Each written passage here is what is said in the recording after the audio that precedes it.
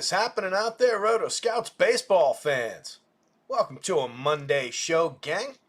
Getting the week started out right with a nice little 9-game slate tonight. Looks pretty good. Starting a little bit late today at 4 o'clock, so we're going to kind of dive in a sec. But let's say hi to everybody who's here already. Cujo's here. First one in the door as usual. Hope your Monday's going well too, Cuj. 8 gang, pink hand wave. Good to see you, buddy. Andy's here. Clintwood. Ducking 3 is here. Steven Leibowitz. Fistula Poop. Yo, people. Hope the weekend did you well. Let's manic this Monday. I like it. Woody and Greg are here. Good to see you guys. Just clear out these text messages. Oh, you know what? Let me get my placeholder lineup in while we're doing the show. Hopefully everybody out there had good weekends. Anybody hit anything over the weekend? I think Woody dropped one into the chat that he hit.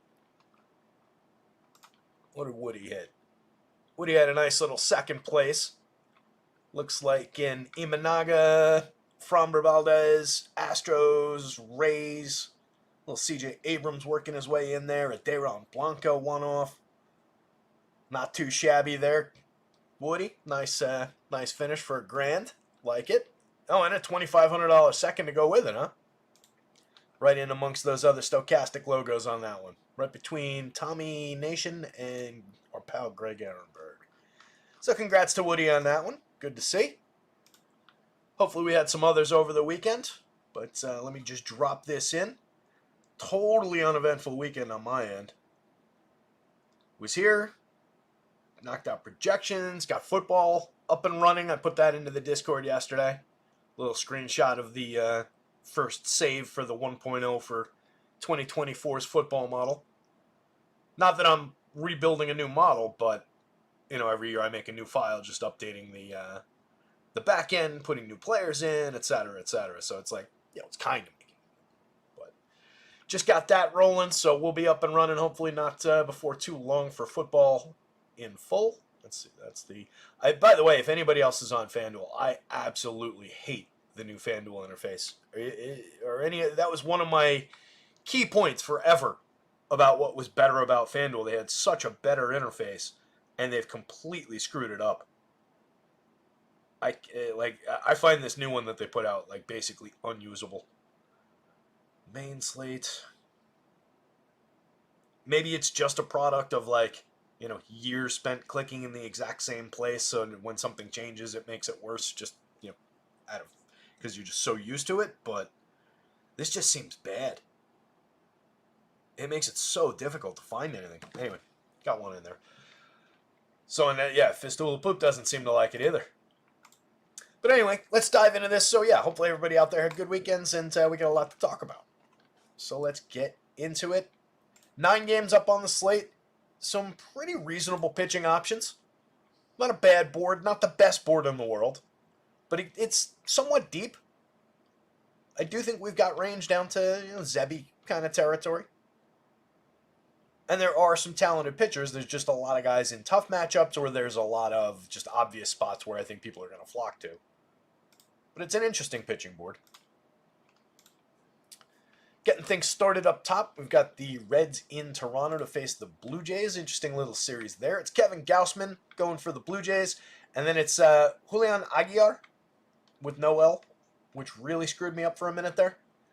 He's making his major league debut, but he doesn't appear to be on either slate. So we'll just talk about him in general as far as like how hittable he might be. But it's a 3.61 implied total for the Reds, a 4.48 implied total for the Blue Jays on that one. Orioles at the Mets, another really interesting series between these two teams. Should be a good couple of days in Queens. We've got David Peterson against Trevor Rogers in this one, so a duel of a couple of lefties. Pushing a 9-run total because they're both fairly mediocre, fairly gettable. Either one is capable of succeeding on the right day. I think right now Peterson probably a little bit better, but it's close. 4.27 implied total for Baltimore, and then on the other side a 4.83 implied total for the Mets. Pirates and the Rangers. Pittsburgh coming in facing Dane Dunning. They're at a 4.07 implied total. Dunning, talented enough to get through that Pittsburgh team, but not the most reliable guy in the world, and definitely not the highest upside in terms of strikeouts. We'll take a look where he fits into the board. And then it's Luis Ortiz going for the Pirates, facing the Rangers, pushing a 5.03 implied total.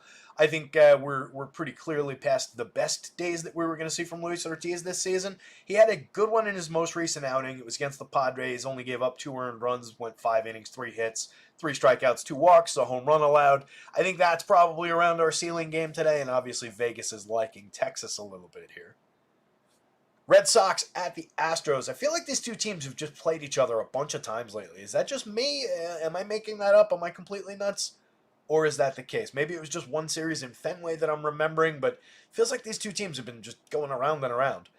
Anyway, a 3.69 implied total for the Red Sox on the road in Houston. They're facing Yusei Kikuchi, who will always, just based on his entire history, push some home run upside in the direction of his opponent. So we are seeing that for some of the key and obvious Red Sox bats. But we know that the Red Sox can have their issues against lefties, so we'll give them a hard look. We'll consider Kikuchi. He's been pitching well since joining the Astros, as was somewhat predictable, given how good that organization is with pitching and that they went out and got him. You could kind of figure that they maybe saw something. So I believe there's upside there, but I don't love tangling with the Red Sox, even with the lefty with some strikeout upside. 3.69 implied total, though, is a low one for that very, very good Boston lineup.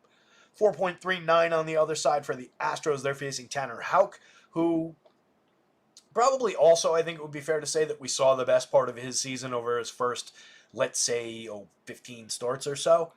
And he's kind of come back to earth since then. It's not been a complete disaster, but he's had a few bumpier starts along the way over his last 10, 12 starts.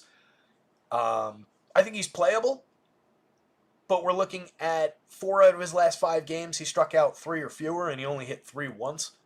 And then 1 in the middle at Texas, he struck out 7, but he allowed 6 earned runs and gave up 2 homers. So a little bit dicey there, and I never love targeting the Astros with how low strikeout they are and with just a healthy respect for the quality of that lineup. 4.39 implied total for them. Angels at the Royals, a low 3.40 implied total for Los Angeles. They're facing Seth Lugo, who again, basically pitches over his head for most of the season.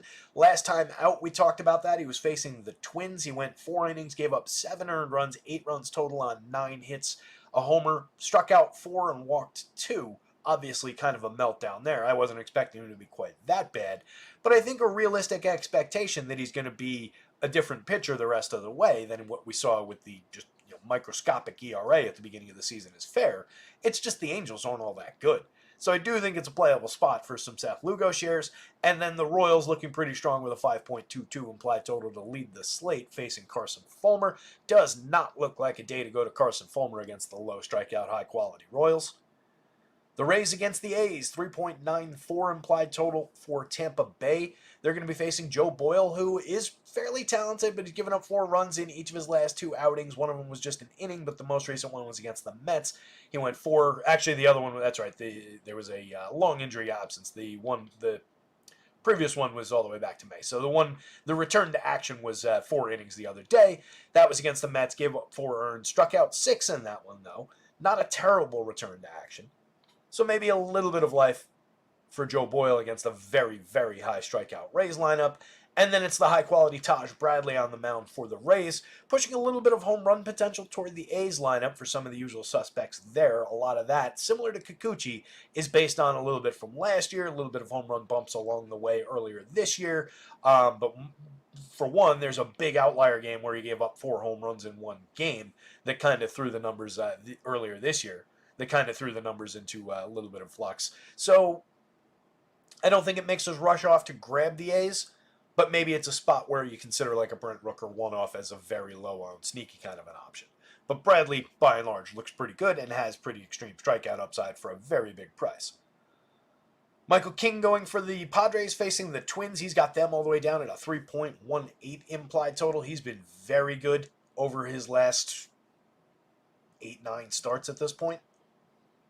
Been a long stretch of quality from King, and we saw how good King could be through most of last year, second half of last year anyway.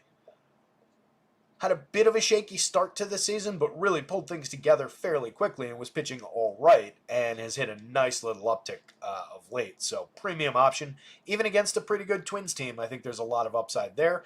And then on the other side, the Padres at a 3.90 implied total, they're going up against Zeddy Matthews. He's making his second start fairly high in prospect. The first start was pretty successful.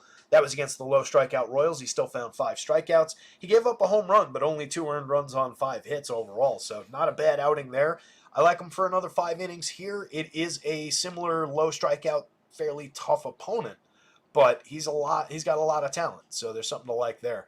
Kyle Harrison going up against the worst team in baseball, definitely going to have some appeal for him. 3.20 implied total for the White Sox. And then the Giants coming down at a nice number, 4.91 on their side of that one. Jonathan Cannon on the mound for the White Sox. Highly, highly gettable. It's just that park in San Francisco. Roth wrote about it in his weather blurb today. You get 60-degree temperatures as the high during the day, and it's going to be in the high 50s once the sun sets out there. So not the best hitting conditions. It's always going to be a little bit of an impact on the DFS upside when they're playing games in San Francisco in a year like this. But facing Jonathan Cannon alleviates a lot of those concerns. Giants look pretty good. The Mariners facing Gavin Stone, drawing a 3.84 implied total. Middle of the board kind of an option, or who they are. They're a pretty lousy team overall, but they do have some interesting bats if you go like man for man through that lineup. And then on the other side for the Mariners, it's Brian Wu, just a really tough opponent in the Dodgers, but Wu has been outstanding this season. The one issue that he's had crop up on us was the thing with coming out of games, with just a little bit of soreness, a little bit of pain here and there, and just some weird blips. But when he's pitched, he has been absolutely tremendous. So, tough opponent, lands Wu here on the board. So, for 91 on FanDuel, that's a really tough ask. At 83 on DraftKings, I don't think it's terrible. It's just a little mispriced compared to the guys who were immediately around him on the board, median projection-wise. But I think he's playable on DK as what I'm sure will be low-owned option.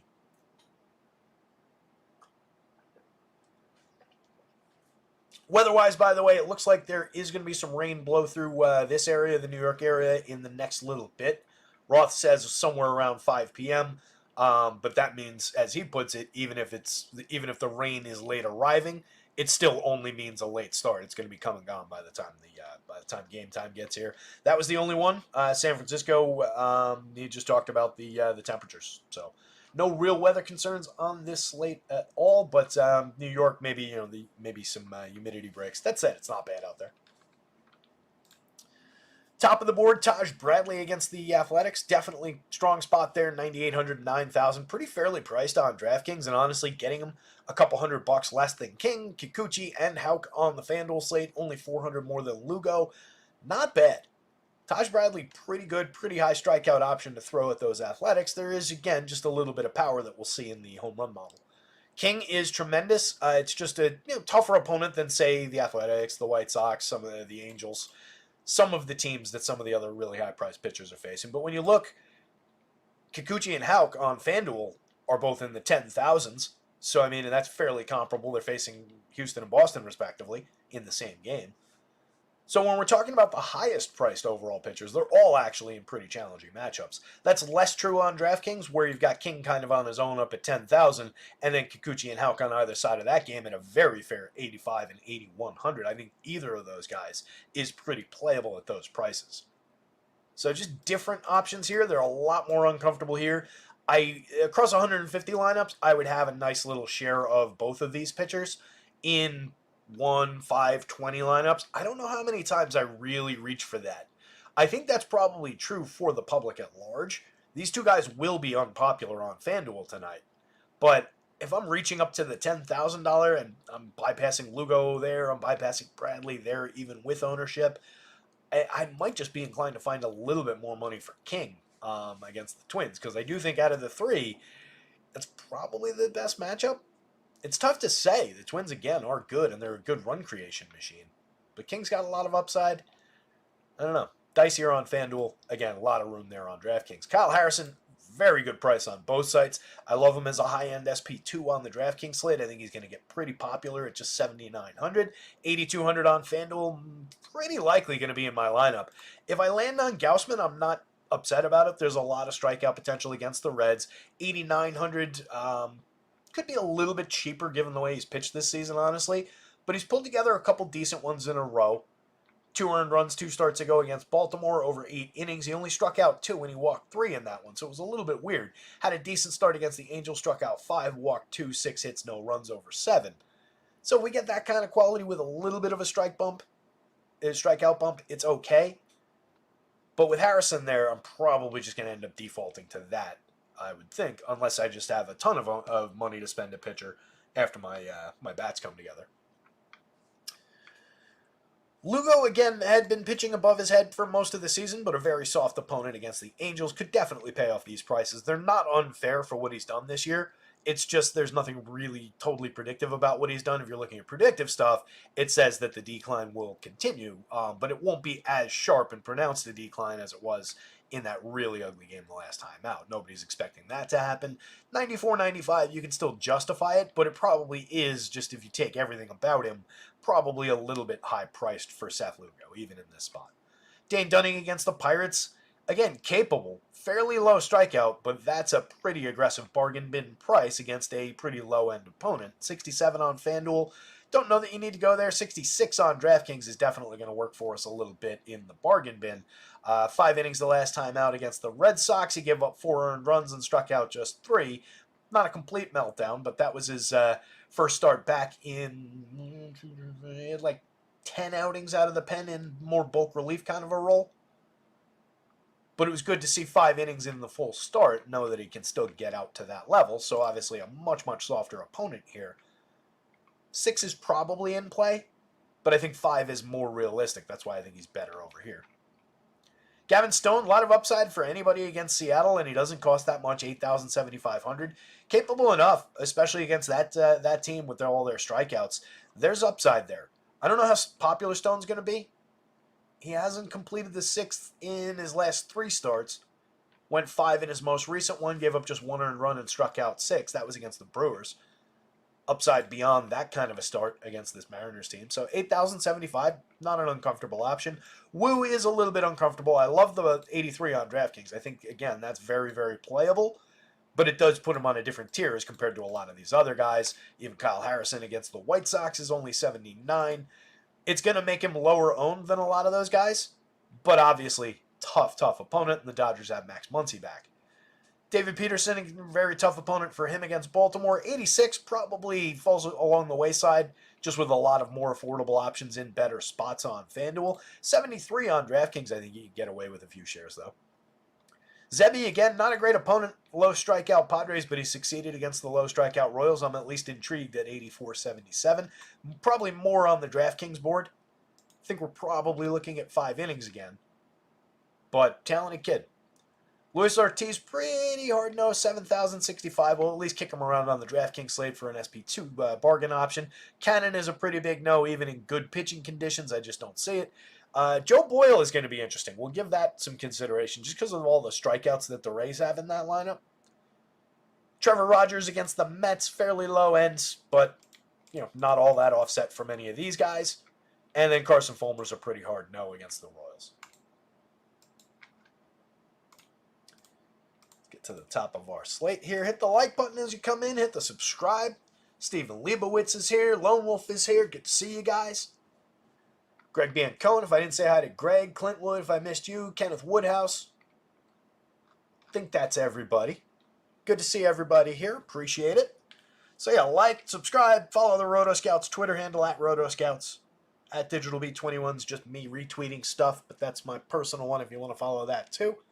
Every now and then I'll say something not at all witty that flies immediately through the internet with no attention at all, no likes, no love, and that's about it. Way back in the day when Twitter was a better place, I used to tweet more. It's weird, like every now and then, like you get a little notification pops up. I don't know if this happens to you guys, but I get little notifications that it's like, somebody went back and liked a tweet that you sent in 2015. It's like, how did that either arrive on your timeline or like, are you just sitting there scrolling through shit that I said for the last 10 years? Like, looking for something? I really don't get it. It's very weird. I also get people, if it's any of you guys, cut it out. I also get people trying to log into my Venmo account all the time since I started doing these shows. It's weird. Fortunately, I have good password security. Anyway. So Cincinnati, Toronto. Again, this it's kind of an intriguing spot for Gausman. 21.1% strikeout rate for this confirmed version of the Reds lineup, so it's not exactly the extreme high end of strikeouts, but there are obviously gettable guys and some of their more important hitters, like Ellie at 31.3%, obviously, Jeimer Candelario at 24.4%, even Ty France at 23.2% is pretty gettable. And then the TJ Friedels of the world, I don't know, not the most threatening hitter. He's not terrible, but he's not exactly threatening. So I think Gausman can get through, even find some strikeouts against the lower strikeout guys. It's not like anybody's down in the outside of Santiago Espinal at the bottom of the lineup, and you talk about a non-threatening hitter.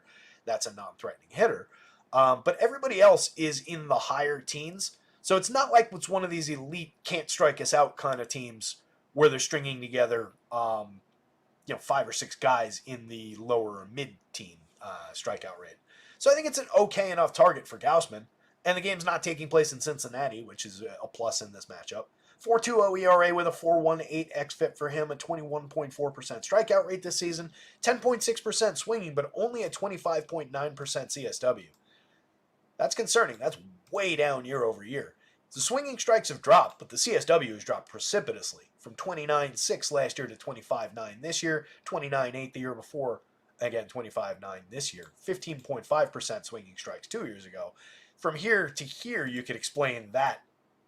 But this, there's fewer called strikes being thrown there as well. That covers the dip in overall strikeout rate, but again, he's around the average. He's not far off the mark of being just kind of an average pitcher, and he's priced relatively around that average price, 88, 89.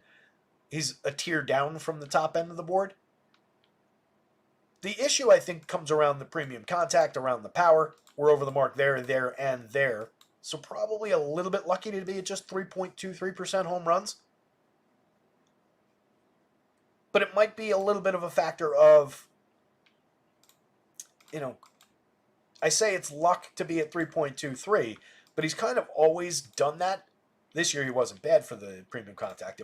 It's up, it's higher than it looks like it might be, but obviously compared to these 2 seasons, those are lower numbers. But he's always been able to manage the home runs, and he's always been just a talented strike thrower outside of the dip this year. So I think maybe it's just a fact of that talent surfacing at times, covering that, and not allowing the home runs to happen. And you can see the home runs are up over the last 2 seasons. But it's just not tragic. It's not in the 4s. So I think it's a more vulnerable version of Kevin Gausman than you would have otherwise seen over the past couple of seasons. But I think the medians here are real. I think there's a little bit of ceiling. I think he's pretty playable. And he'll, I'm sure, be lower owned than some of the other top-end pitchers. Take a quick peek at the ownership while we're here. Let's see. Maybe not. Doesn't look like it's loaded. Yep, they're at all zeros. All right, we'll give that some time to repopulate, and we'll check it later in the show, maybe. On the other side of this one, Leon Aguilar, not available on either site. In terms of targeting him with bats, which I think you probably do. In 9 starts in AAA this season, 47 innings, he had a 4.40 ERA with a 4.91 xFIP, a 20.6% strikeout rate, and an 8% walk rate. Giving up a 1+ home run per 9. 115. He started the season in Double-A in 69 1/3, 13 starts down in Double-A, a 3.38 ERA with a 3.72 xFIP, pitching as a 23-year-old in Double-A, which isn't far off the mark, but was striking out just 19.1%, and he walked 4.6. So I think maybe just a pitch to contact type is what he seems like. Against a team like the Blue Jays that's relatively low strikeout with a bunch of guys in the teens to start their lineup, I think there's a lot of contact upside at worst for the Blue Jays. And if they're making their quality contact, which a lot of these guys are capable of in more ways than what we've seen from them this year, I think they've got some upside. Coming in at 4.48 implied total. We're looking at bats. You can definitely draw some shares of the Reds against Kevin Gausman with all the premium contact and power that he's been giving up, with all the runs that he's given up this season to get to a 4.20 ERA. There is plenty of talent in that Reds lineup. But again, Gausman, two pretty good, pretty deep starts in a row. If you go back one start beyond the semi-meltdown against the Yankees that came on August 2nd, start before that one, he pitched a complete game. Gave up 3 earned runs, walked 3, 8 strikeouts, no home run, 4 hits. Not a bad line in that one in a complete game. So 3 out of Gausman's last 4 starts, he's gone at least 7. He's hit 7, 8, and 9 innings. Had a 6 2/3 inning start, so he was into the 7th inning against Detroit. The start before that, one against Texas.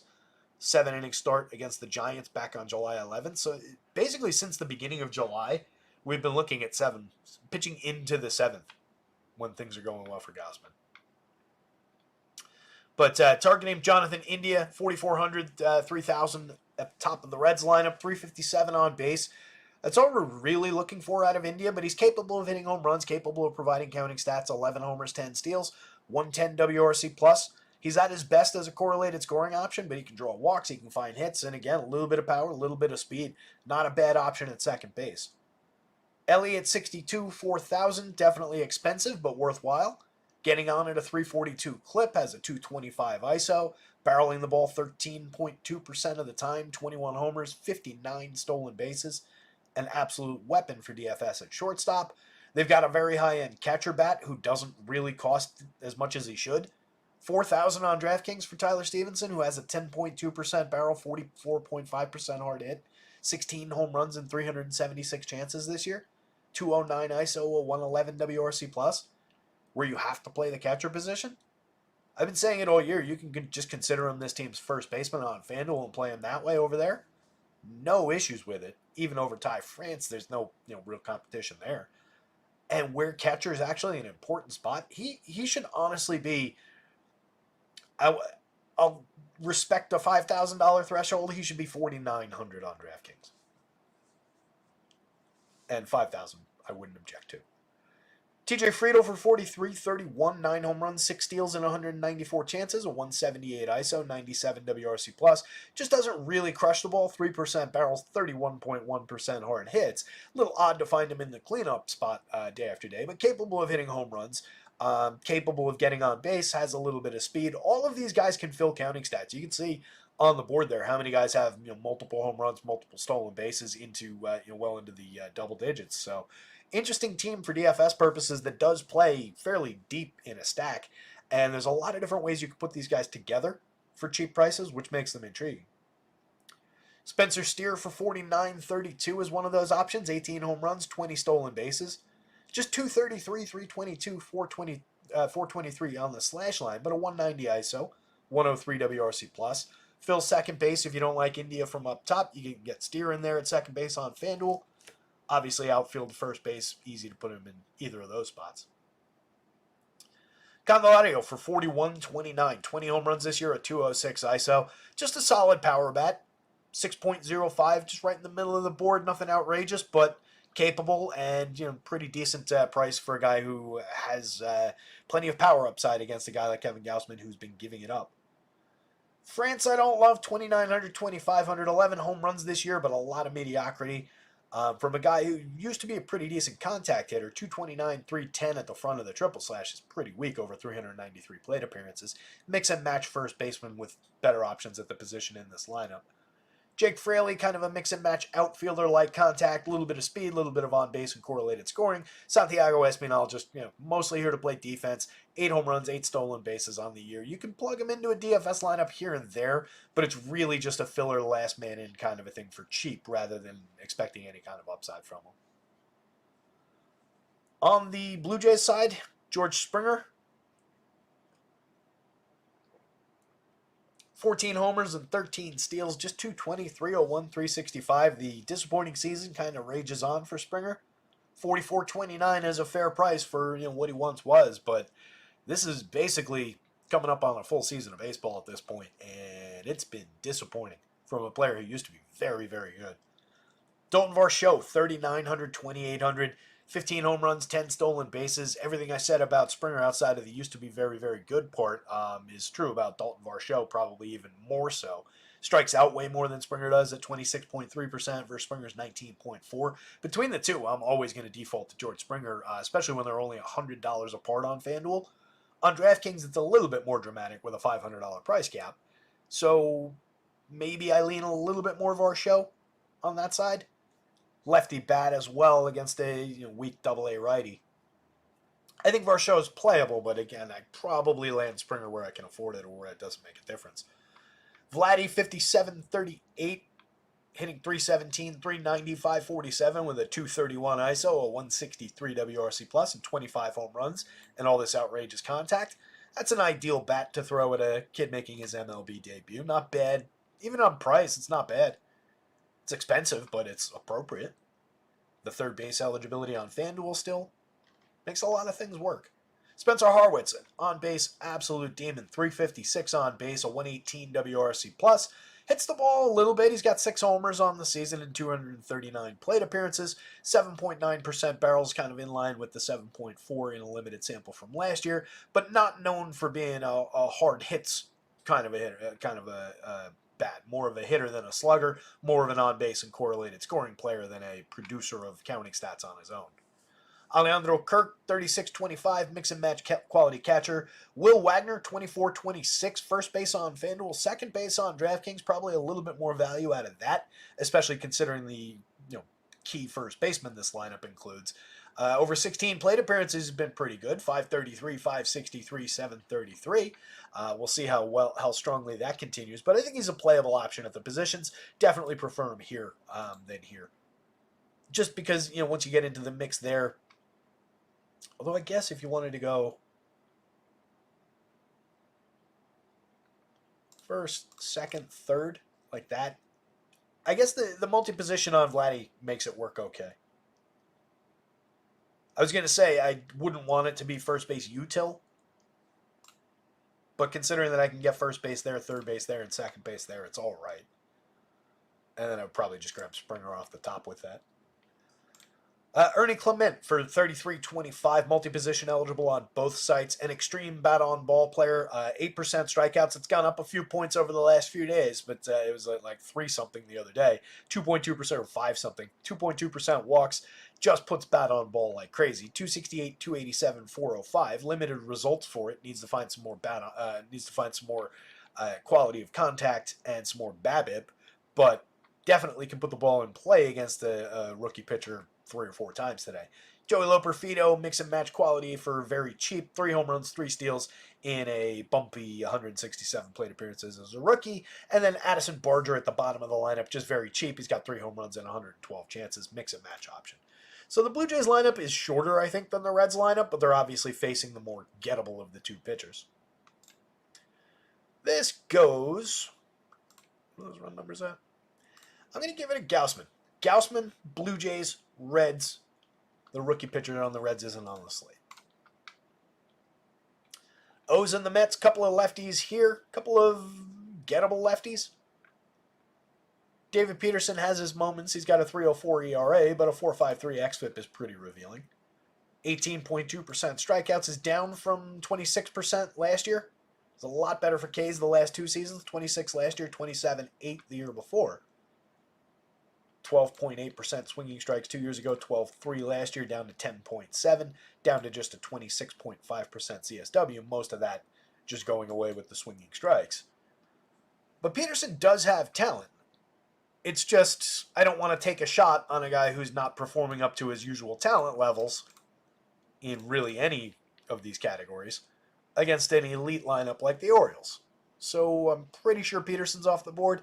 73, you can throw a few darts if you want to on DraftKings just to differentiate, just to mix things up, but it doesn't seem like a good David Peterson day. 86 on FanDuel feels like a broken price. I don't see myself getting to that. In 150, maybe a couple of times on the FanDuel slate, way more so on DraftKings. I really wish I knew what these guys were owned. It's a day where ownership kind of is important around some of these lower quality value guys. Let's see if they got it loaded up over there. We're back. Cool. On DK, where it's going to be important, upper single digits, it's fine. The most popular value guy,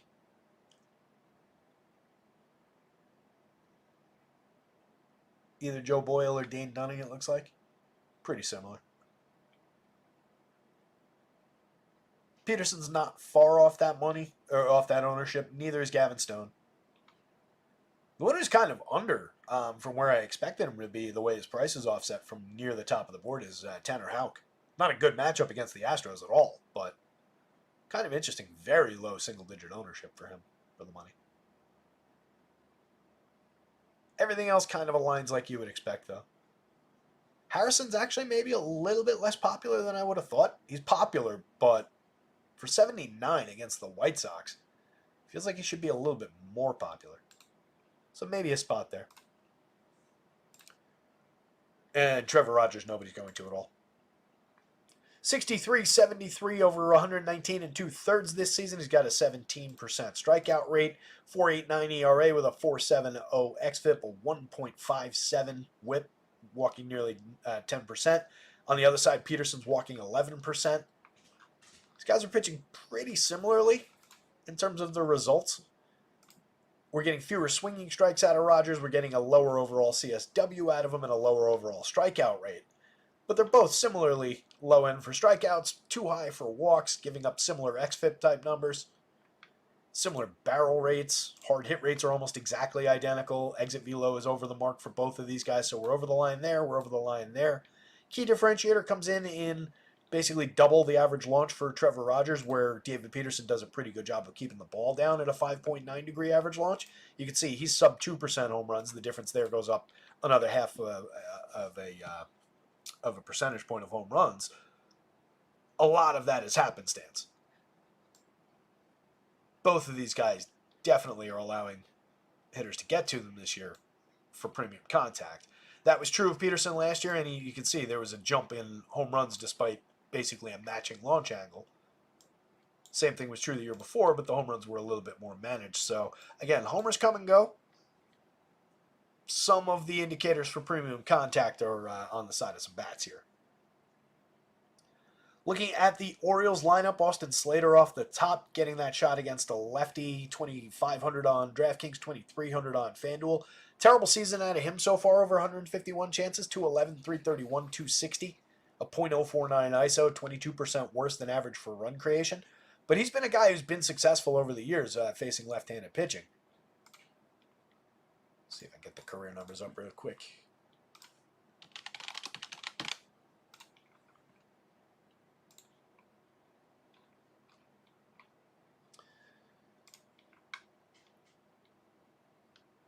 Slater for the career in 898 plate appearances against left-handed pitching has 24 of his career 39 home runs. And he's slashing 275, 366, 434, and creating runs 22% better than average for his career against lefties. So that's why he's up there. He's an interesting piece in the outfield for such a cheap price to just start off one of these stacks. It's another guy that helps pay for the Orioles. So if you wanted to go like that with Mountcastle in there, that becomes a $4,600 stack that includes Rushman, Gunnar, and Santander. That's not bad. If you skip Mountcastle and you go to Eloy Jimenez, which is not really a downgrade, it's just a positional move, brings it down to $4,500 on the nose. So $4,500 per man for a stack that includes Eloy Jimenez on the low end, Austin Slater against a lefty, a mediocre lefty in a leadoff role, plus Adley Rutschman, Gunnar Henderson, and Anthony Santander. Not bad. Santander better as a lefty power bat against a righty pitcher.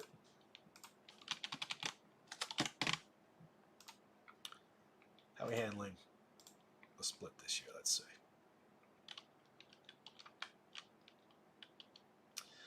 Versus lefties as a righty this year, though, he's got 10 of his 36 home runs.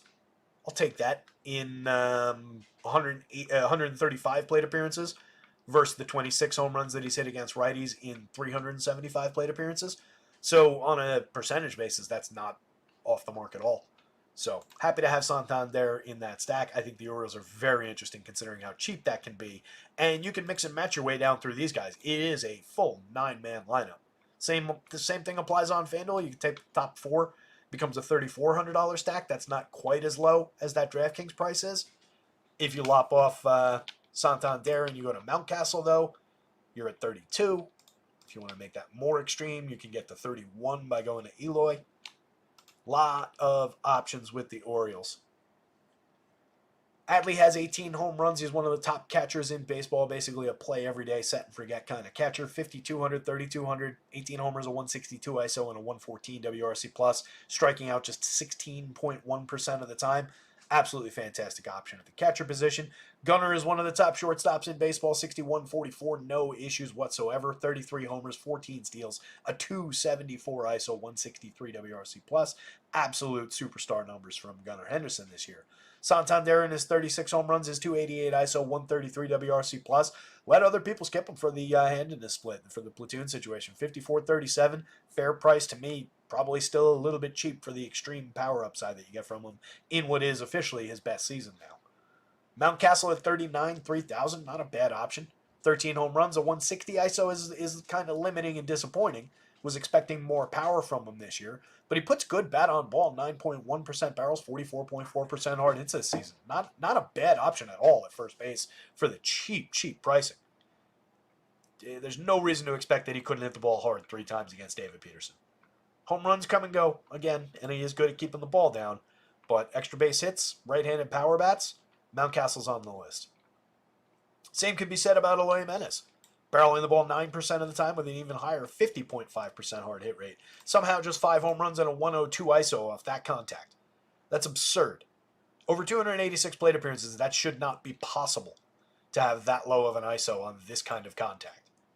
19.6% strikeouts, just continue doing this. And I promise, if he had another 500 plate appearances coming to him this season and continued to put that strikeout rate, that walk rate, and these numbers together, these numbers would go up. It's just how it works. Colton Cowser for 5,031, 18 home runs, a 199 ISO, 117 WRC+. Premium lefty bat late in the lineup. Let's see where he's at against lefties.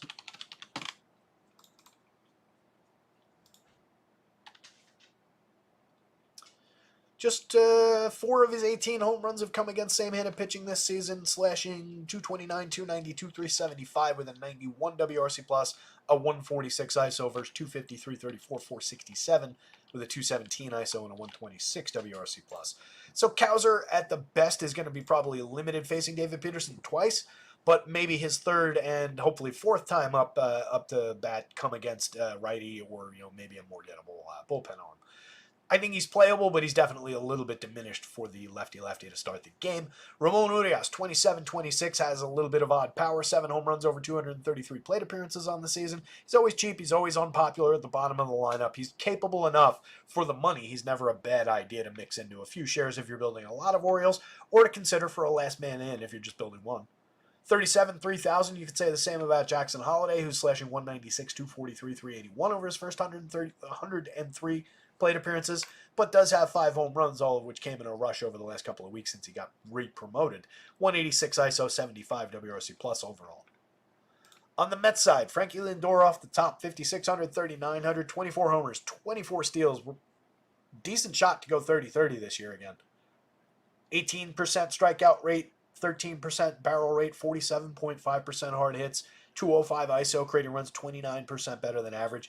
Just a star caliber shortstop for a little bit less money than all the other star caliber shortstops. There's really not that much daylight between what Frankie Lindor does and what all these other guys do. So, love the option from the top of the Mets. Against a pitcher like Trevor Rogers, absolutely can sign me up for some Lindor today. Mark Vientos getting a shot hitting second, not bad. 4,500, 3,200. Still insanely cheap on DraftKings. Cheap on FanDuel, 3,200. First and third base eligibility is nice to have the positional flex. That's a cheap price, but it's not 4,500 on DraftKings. That is crazy cheap. I don't understand where they're getting that price, and they've been there through the season. 302 plate appearances. He's hit 19 home runs. In 388 plate appearances, JD Martinez has 12, and he's the same price. Vientos is slashing 277, 338, 551, and creating runs 49% better than average with a 274 ISO over his 302 chances. Again, in 388, JD Martinez is a 256, 344, 432. A decent season, no doubt about it. A 176 ISO is not a 274 ISO, notably. It's 100 points of additional extra base upside going to Vientos there. He's creating runs, JD Martinez, at a 123 WRC+, 23% better than average, but that's not 49% better than average. JD Martinez plays outfield and first base for 4,500. Mark Vientos fits in at third base, again, for the same price. I don't understand that. Starling Marte's only 200 less. He's got 7 home runs and 12 stolen bases with a 137 ISO. He's creating runs 13% better than average, but again, that's not 49% better than average. It makes no sense in the world where they've got Vientos priced. Take advantage on FanDuel as well. And Martinez, for all that comparison, definitely is having a good season and is very, very playable at his price. And he barrels the ball and he hits it very, very hard. Strikes out a lot this season. Walks a little bit. Capable enough bat. 3,000 on FanDuel is a little bit cheap. Pete Alonso, 5,033, playable from there. 27 home runs on the season, a 228 ISO, 125 WRC+. Maybe not the extreme high end of Pete Alonso's talent this year. We're down a little bit in barrels. We're around the same. Actually, we're up in hard hits compared to last year. We're around where we were 2 years ago. I think Alonso's got more than this. I don't just think it. We've seen it. But he's very playable for these prices against this pitcher. Marte is a mix and match caliber option who does have a little bit of power, a little bit of speed. He's slashing 278, 328, 415. Creating runs 13% better than average over the 269 plate appearances he was healthy for. Jose Iglesias, 4,700, is a mix and match option who has had a great 163 plate appearances for this Mets team, slashing 342, 393, 490 this year, creating runs 51% better than average. I continue to not think that he's this hitter. I very much believe that Mark Vientos is this guy. I don't really think Jose Iglesias is this guy. But for the cheap pricing, for the multi-position, especially if you're just dropping him at second, it's not a terrible option. Francisco Alvarez, 32-26, a lot of catcher upside there. 235 plate appearances, nice little 252, 315, 397. He's created runs 4% better than average. The power's been out a little bit in his chances this year. 5 home runs, a 145 ISO. But we saw him absolutely destroy Major League pitching last year in a power sense. So now that we're getting a little bit better average, a little bit more consistency, I expect at some point it'll click and the power will come back and all of that will come together and we'll have a fully formed hitter. Whether that all happens tonight remains to be seen, but he's very cheap to find out. I think he's very playable. Tyrone Taylor and Harrison Bader, 2 very good mix and match caliber outfielders from the end of the lineup who do tend to get involved for counting stats at the very least, especially when they're facing mediocre lefties. Both of those guys are interesting bats for their prices. Just kind of as a way to round off a Met stack, they're deprioritized compared to all the other Mets. But the Mets, very much like the Orioles, kind of play 9 men deep today. This is not a bad option for stacking on either side of this game. We've got both teams 4.27 implied total for the Orioles and a very high 4.82 on the Mets side. So we'll go Mets, Orioles, and then we'll go David Peterson, Trevor Rogers. The pitchers are a lot less playable than the bats are. I think the only place you consider them is the DK slate. I don't really see a reason to go to these guys on FanDuel. Bad matchup, not a good pitcher for the price, and not a good price for the pitcher.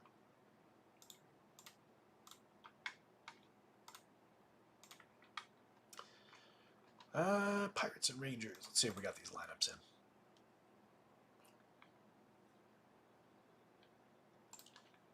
Rangers is here. Doesn't look like any crazy surprises.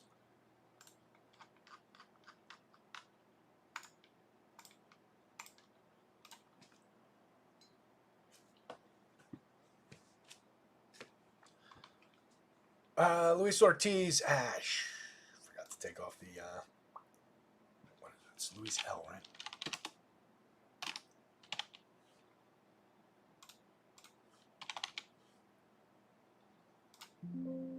Whoops.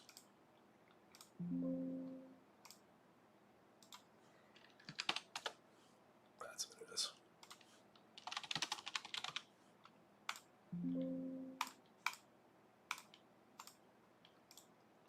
That's just the back-end stats board so that we can see stats for him. He's the correct Luis Ortiz in the back end that creates the projections and everything.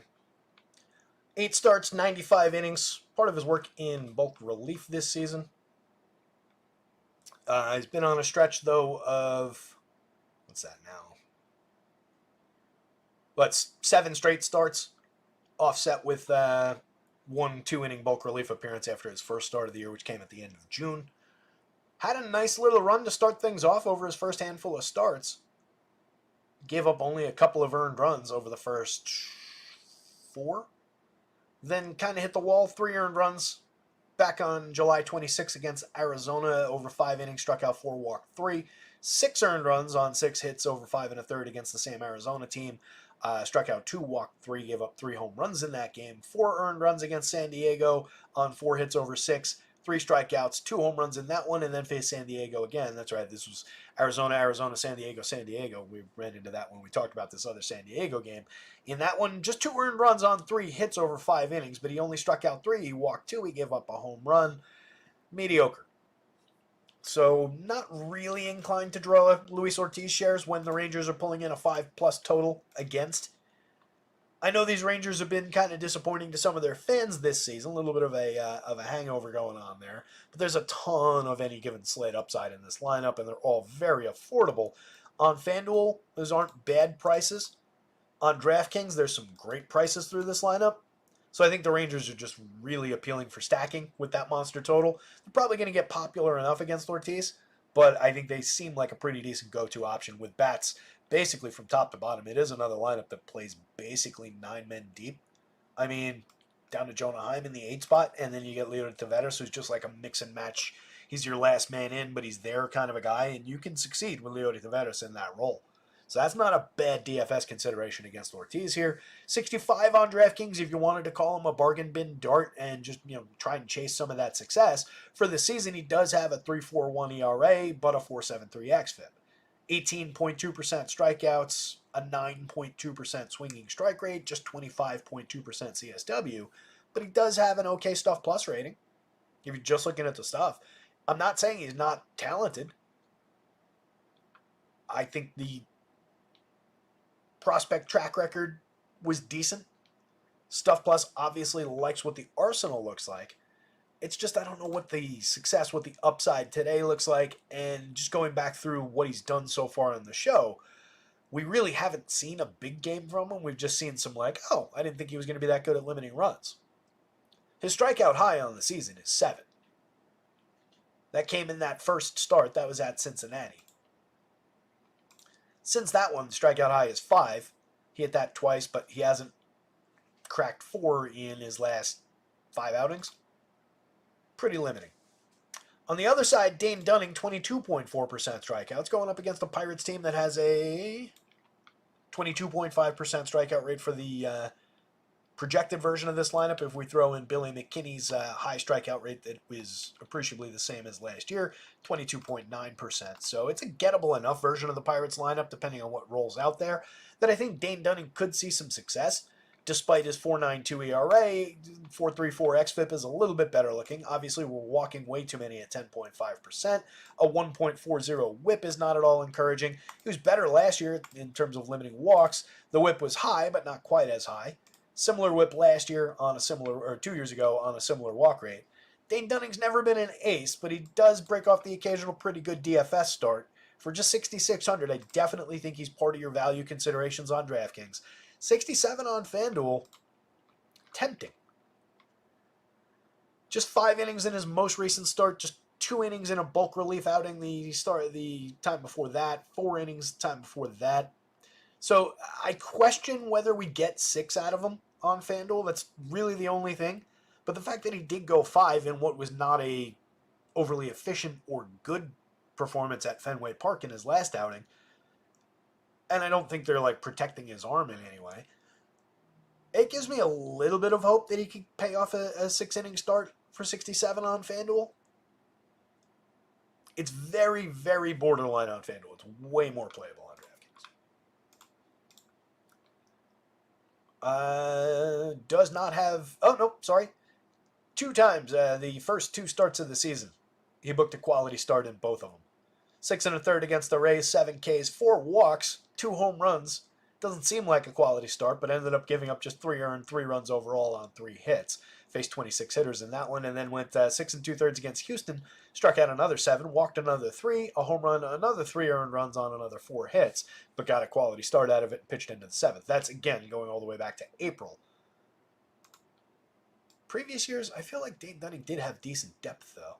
172 2/3 in 26 starts last year. It's not bad for depth. So just need to chase the 6 for your value money there. Again, much more playable here. Pirates bats against, no real love, but Dunning is also a gettable enough pitcher who does give up a little bit of premium contact, not on a overly discouraging launch angle. 3.88% home runs, honestly, probably a little lucky to be below 4. This is very close to 4, obviously, but a little bit lucky. 45.6% hard hits is aggressive, 90.3 miles an hour of exit velos over the line, and 11% barrels is way over where we would want it. So maybe a little encouragement for a Pirate stack. You can see some of that coming through in their 3 obvious names for home run upside. 4 if you count Brian De La Cruz later in the lineup. IKF at the leadoff spot, 3,600, 2,700. At least it's the right spot in the lineup to have him if you're going to roster him. Multi-position eligible, cheap. We're just looking at on-base and correlated scoring more often than not from IKF. That's the player that he really is. 8 home runs, 6 stolen bases, occasional counting stat contributions. But very low strikeout, low walk, puts a ton of balls in play, slashing 290, 334, 427 this year, creating runs 16% better than average. This team went out and got him at the trade deadline. It was a very strange acquisition. Just like a, hey, look, we're doing something kind of acquisition. But he's been good this year. For DFS, he's kind of middle of the road. But it's not like he's expensive. It's not like he got priced up for some good performance. So I think he's playable as a mix and match infielder. I probably wouldn't put him in the outfield on FanDuel. I think you'd just most often stick him at second base. Priority-wise, it would probably be second base, then third base, then shortstop, then outfield. Although maybe you could switch shortstop and outfield just with how high-end shortstop gets and with the 3 outfield spots. Just a lot more high-end outfielders than IKF for like DFS scoring events. And that's what I kind of want from those positions. I'd rather get my correlated scorer at second base or dramatically offset the talent, like putting Mookie Betts at second base. 57.31 for Brian Reynolds. Fair price on FanDuel, less so on DraftKings. That's pretty aggressive. He's got 19 home runs, a 180 ISO, 125 WRC+. He is a good player and possibly the Pirates' best player. But 57 feels a little bit unjustified by the season he's put up. 53 for O'Neal Cruz at shortstop is a little bit more reasonable, especially considering the nearly double barrel rate, 17.7 versus Reynolds' 9.7. Both are very good, but obviously there's a massive jump in O'Neal Cruz's. 46.5% hard hits for Reynolds, 53.9 for Cruz. 18 home runs for Cruz to the 19 that Reynolds has put up. 13 stolen bases is outpacing him. He gets on base less frequently, but he's got a higher ISO at 205, 113 WRC plus versus a 125. I feel like Reynolds is a little expensive and Cruz is nicely priced. They're the same price on FanDuel. You can play them both together easily. Joey Bart at 3,900, 2,900. No real issues with taking him at first base and forgoing the Rowdy Tellez shares on the FanDuel slate. You can obviously put them both in the same lineup on DK. 39-29 across sites. He's got 12 home runs in just 194 plate appearances this year. 254 ISO, a 143 WRC+. Don't look now, but Joey Bart learned or remembered or whatever it is. He's hitting the ball this year. 13% barrels, 44.7% hard hits. I've said it a few times. This is the guy that was the heir apparent to Buster Posey and just kind of lost that gig. But a talented guy who's maybe finally found it. Not a bad option here. A killer option there. Rowdy for 33-24 has 10 home runs. Pretty mediocre this season. Just a 146 ISO and 90 WRC+. Not even really making good contact. Just 7.9% barrels, 37.5% hard hits. Very, very average from a guy who used to make pretty good contact and hit a bunch of home runs. I do think he's got any given slate upside. He's a mix and match guy against a limited righty who gives up a ton of premium contact. So you can throw him into the mix. But again, I wouldn't be upset about having Joey Bart over him for 500 more. Brian De La Cruz, highly playable in the outfield, 10.2% barrels, 41.3% hard hits this season, 18 home runs, mediocre output otherwise, 85 WRC plus, just a 152 ISO, but does have a little bit of premium contact and power upside against a Dane Dunning. Jasmani Grandal, pretty skippable in the catcher spot. He's got 5 home runs, 202, 247, 344 on the year. Ke'Bryan Hayes, pretty bad season this year. And then Billy McKinney for the dead min on DraftKings. Maybe you could squeeze a little bit of value out of him. Not on the FanDuel slate, but at Deadman in the outfield, if you're going there on DK, 6 home runs and 147 chances last year, had a 180 ISO. 2 years ago, no real sample to speak of. 300 plate appearances back in 2021. He hit 9 homers and had a 166 ISO. Once upon a time, people thought Billy McKinney was going to be kind of good. It was more around this kind of territory. 2019, 276 chances. He hit 12 home runs, 207 ISO. You have a little bit of any given slate lefty power upside, I think, from McKinney, but probably nothing else.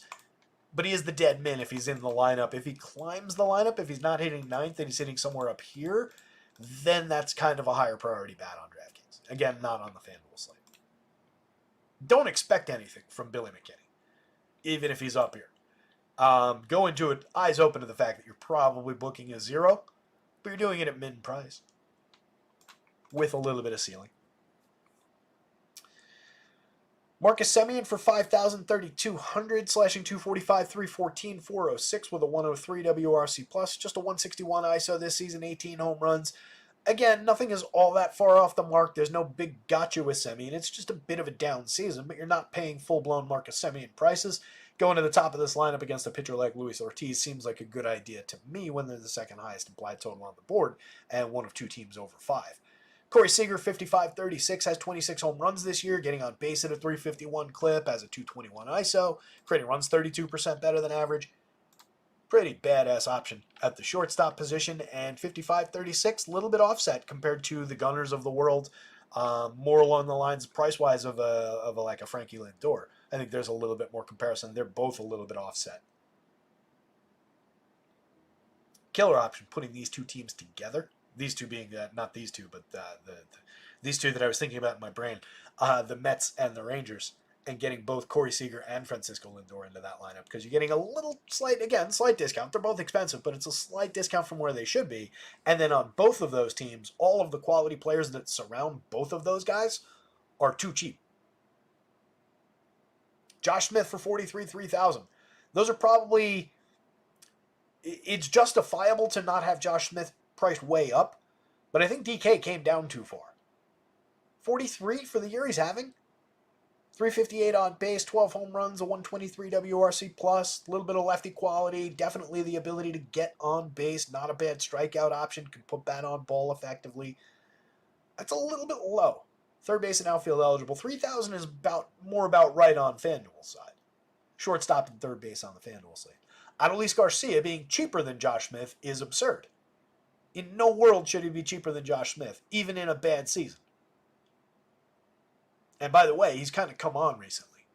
We're up to 21 home runs, 10 stolen bases. He's slashing 227, 294, 10. We've got a long way to go, but he's only 6 points off league average for WRC plus now.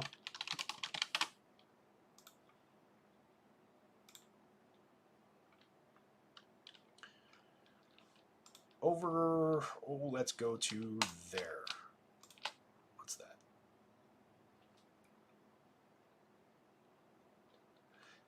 Over his last 10 games, Adolis Garcia has 3 home runs. He's slashing 415, 467, 683 with a 224 WRC plus and a 268 ISO. 10 games, but I mean that's the player that he is. Since the 27th of July, just the top portion of this game logs tab on graphs, 299, 357, 455. Those same 3 home runs and a 156 ISO, but creating runs 30% better than average, and the uptick in his average in his on base compared to the hole he was in for most of the season over the last not quite a month yet, but coming up on a month, is nice to see, because this is an absolute star caliber hitter. Still making very good contact, even with the dip overall for the full season. 12.5% barrels, 48.6% hard hits. Multi-category contributor, love him at 4,200, 3,100. He's too cheap on FanDuel. He's way too cheap on DraftKings. Nathaniel Lowe, 37.29, a capable bat for a very cheap price at first base. 38.5% hard hits. It's down a little bit from the 40s that he's been at over the last couple seasons. The barrels are down a little bit. We're at 10 home runs over 419 chances. He was at, 17 last year, 27 2 years ago? 17, 27. So we've got a little bit more power to work with in the right season. Just a 122 ISO this year, but a 111 WRC+. Plus. He gets on at a really strong clip at 353 on base on the back of a very strong walk rate. All this is right in line with where it's been in previous seasons. Nathaniel Lowe is just a cheap, good option at first base. Maybe not the extreme high, but he's got a very low floor, which has its value in a lineup like this when you're just going to them to get value, to get price value, I mean. Josh Young, same thing, 4,100, 3,100, cheap. 4 home runs in his 88 plate appearances, a 202 ISO, 274, 295, 476, whatever. It's 88 plate appearances. The power is nice to see, a 112 WRC+. Plus. Just doing what he's supposed to be doing up there in his limited sample so far this year. Spent most of the season on the IL. But a very good player that honestly, at least the pricing algo is forgotten about. And I feel like the public at large is kind of skipping him a little bit. So don't be that guy. Include Josh Young in your Rangers stacks. Wyatt Langford, 4,000, 3,000. Cheap enough. 7 home runs, 11 steals, and 90 WRC+. Plus.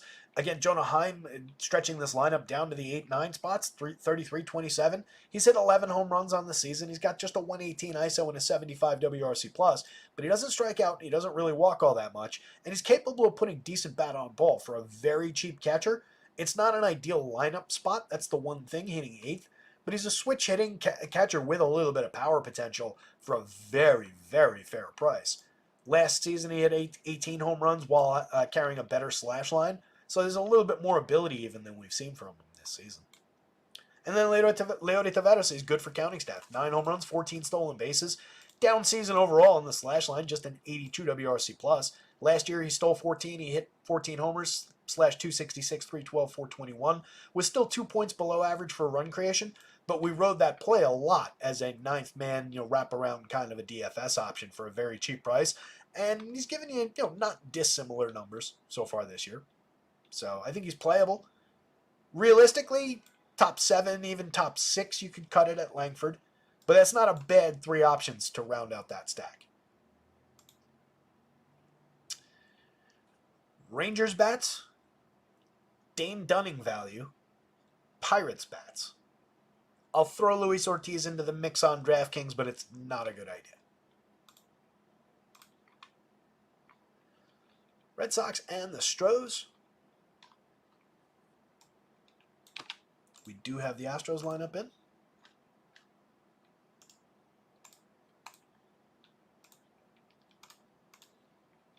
See what's going on over in chat. Mama's got a good feeling about today. Somebody in here going to be 50K richer on DraftKings after today, according to Mama. I love it, buddy. Clintwood says, Darren running Baltimore in small field contests. Want to talk me out of it?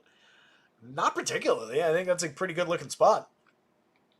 As we talk through, hopefully your LFG in there is related to that. I kind of like the Orioles look today. As Gofus is saying, a little bit above that. Slater at the top of that lineup could see 6 plate appearances, no doubt, with Peterson's walk rate up at 10-ish%. Absolutely.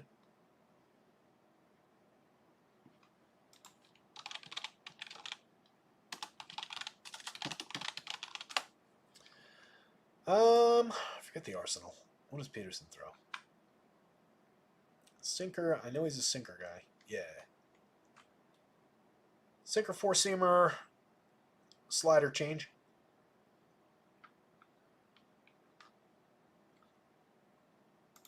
So he's more of a vertical movement pitcher than and works with the sinker fastball changeup combo. And then what's the out pitch? How's that slider working this year? Slider is, yeah, the slider's his highest whiff rate pitch, and then he's getting hitters out basically the same between the slider and the curveball. He just throws the curve a lot less. So the slider's his key breaking pitch.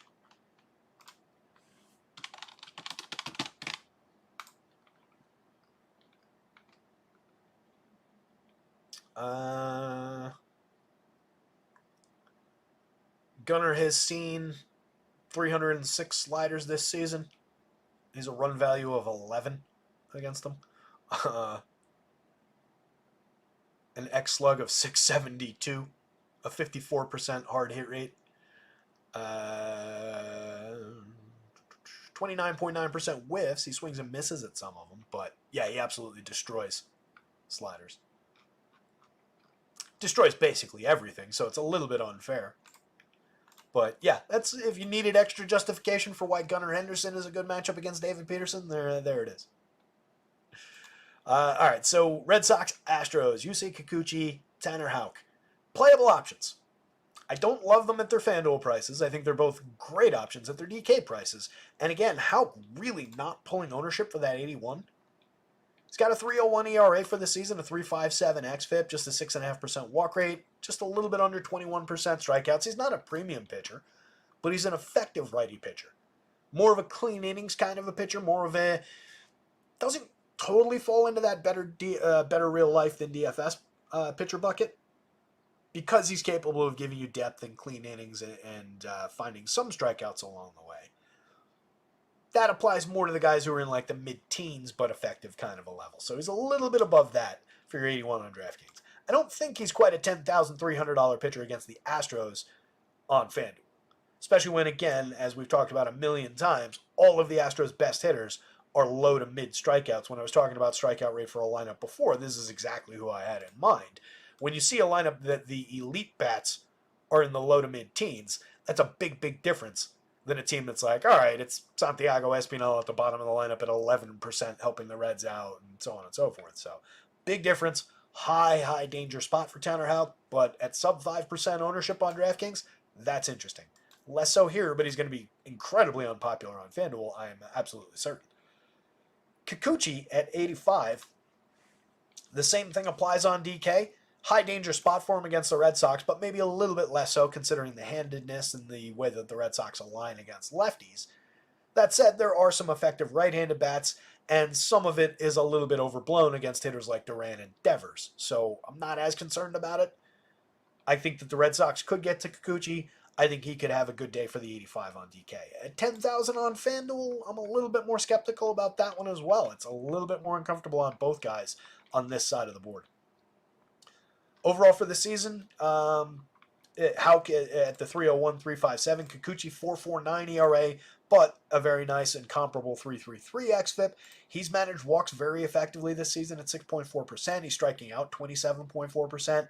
He's been good overall, but he's still got those issues with premium contact and power. 3.37% home runs is a little bit lucky on 10% barrels, 44.5% hard hits, 90.6 miles an hour of exit velo. Stuff Plus loves him, 110. Stuff Plus also loves Tanner Houck on the other side, 109.55. Those not far apart marks. Kikuchi's been a better strikeout pitcher for sure. He induces more swinging strikes, but there's not tons and tons of difference between the two pitchers, and Houck is way better at limiting contact. He gives up hard hits, but he keeps it down very effectively. 3.9 degree average launch this year, 5.8% barrels, just a 1.47% home run rate. Kikuchi's a pitcher that we used to target for home runs. 2 years ago, he gave up a 5.07. That's dramatically bad. Had a 5.19 ERA that year with a 4.07 xFIP. Still struck out a bunch of hitters, but that's egregiously bad contact. Last year, it was more like this year, 3.86% home runs on similar kind of contact. But he's a guy I believe in these home run marks, if nothing else, for the Red Sox. If you're going to Red Sox bats, let me pull up the split board real quick for the team. Something we've talked about a few times this year, but it's always good to catch it back up. Let's go with WRC Plus. So one of the key guys is just 29 plate appearances out of Tristan Casas this year. Lefty. just rejoining the team over the last, 4 or 5 days. This season, Casas in 29 plate appearances, slashing 320, 414, 600, with 2 home runs against same-handed pitching and a 178 WRC+. It's obviously an extreme small sample. For his career, and it's a short career so far, 151 plate appearances against same-handed pitching. He's got 6 of his 35 home runs, 550 plate appearances against righties. He's at 29. But he's not powerless against same-handed pitching. He's 211 ISO in that sample against fellow lefties, slashing 236, 377, 447, and his created runs at exactly the same level, 128 WRC plus against both hands. So I don't think it takes Casas off the board in any way. He just drops a couple spots in the lineup. 4,800, 2,700 though, very, very good price. I believe in the home run mark, even lefty here. I think people will probably sleep on Tristan Casas today, and I don't think it's justified. So interesting, cheap, cheap. I almost said cheap and affordable, but he's both. 48.27. It's a good price for Tristan Casas' talent. Jarren Duran from the top of the Red Sox lineup in 180 plate appearances this season. He's slashing 256, 330, 338. He's created runs 13% worse than average, so he's definitely diminished on this side of the split. But the 330 on base from the leadoff spot is really all I need, at least to justify some shares. 2 home runs, 8 stolen bases in the split. He's been okay, but obviously not quite the peak Jarren Duran. But I think that's another spot where people probably go away from it from the reports of how diminished he is. This drops significantly against same-handed pitching, but this doesn't fall that far off the mark. So as long as he's getting on base ahead of O'Neill, ahead of Refsnyder, who both excel against lefties, ahead of Rafi Devers, who is not far off the mark against lefties. O'Neill's creating runs 85% better than average in the split this season, and Refsnyder's at 58% better than average. O'Neill's hit 9 of his home runs in this split, 311, 424, 650 in 125 plate appearances. Refsnyder at 304, 403, 539 in 119 chances, and he's hit 6 home runs against lefties this year. Those are 2 pretty great. I cannot use the word great with Rob Refsnyder. So two pretty strong options from the right side, and Refi's not expensive, 4,000, 2,800. It would be justified to bump his price up at this point against lefties, but they haven't. I'm happy to go there. He'll be more popular than some of the lefties in this lineup, justifiably so, given where the price is. But again, don't go away from Duran. Don't go away from Casas. Whatever you do, don't go away from Rafi Devers. Devers is slashing 256, 324, 436 against lefties this season. He's hit 4 home runs in 173 plate appearances. He's got a 179 ISO. It's not Rafi Devers territory, but it's not nothing. He's created runs 6% better than average. So, again, we're way off the mark. We're 50 points diminished in WRC+, but we're still better than average. 59.38. Yeah, you're paying a high price for a guy that we're now talking about. Yeah, he's better than average. But there's still monumental any given slate upside. If Kikuchi gets hit and gets out of the game early, who knows what we're facing out of the bullpen? Devers is absolutely a priority in Red Sox stacks. Romy Gonzalez, interesting enough bat. He's got a 144 WRC plus over 87 chances against lefties this year. He's hit 4 home runs in a tiny sample of opportunities. 4 home runs, 4 stolen bases, slashing 293, 368, 533. And he costs $3,200 in second base eligibility on DraftKings in a lineup that doesn't have another second baseman in it. 4 positions for $2,500 on FanDuel. Don't sleep on Romy Gonzalez's upside on this slate. He hits the ball very hard. 8.5% barrels, 47.9% hard hits this year. Last year in a moderate sample, 97 plate appearances. 3 home runs with sub Mendoza, but hit the ball extremely, extremely hard. So I don't think he's going to get crazy popular here.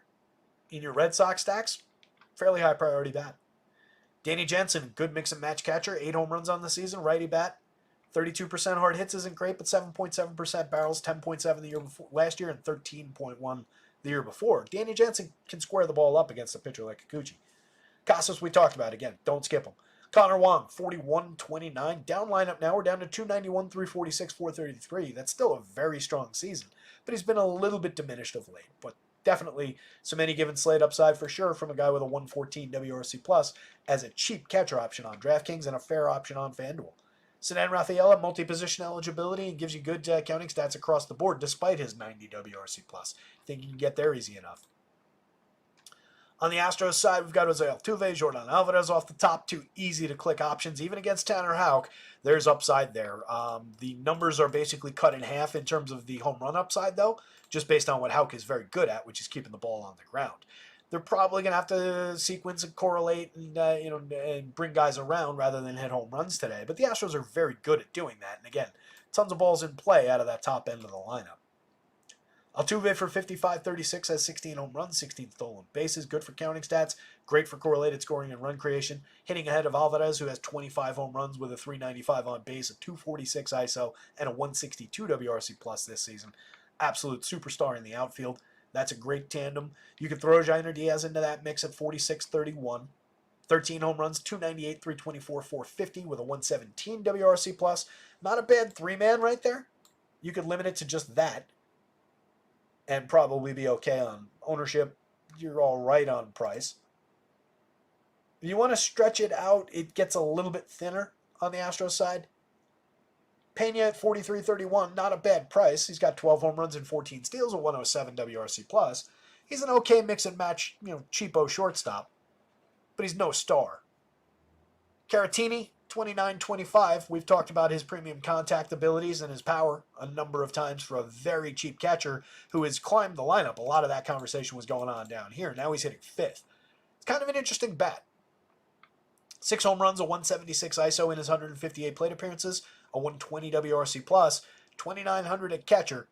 Not bad. It just sucks that you've got 2 of those top 5 bats now at the catcher spot.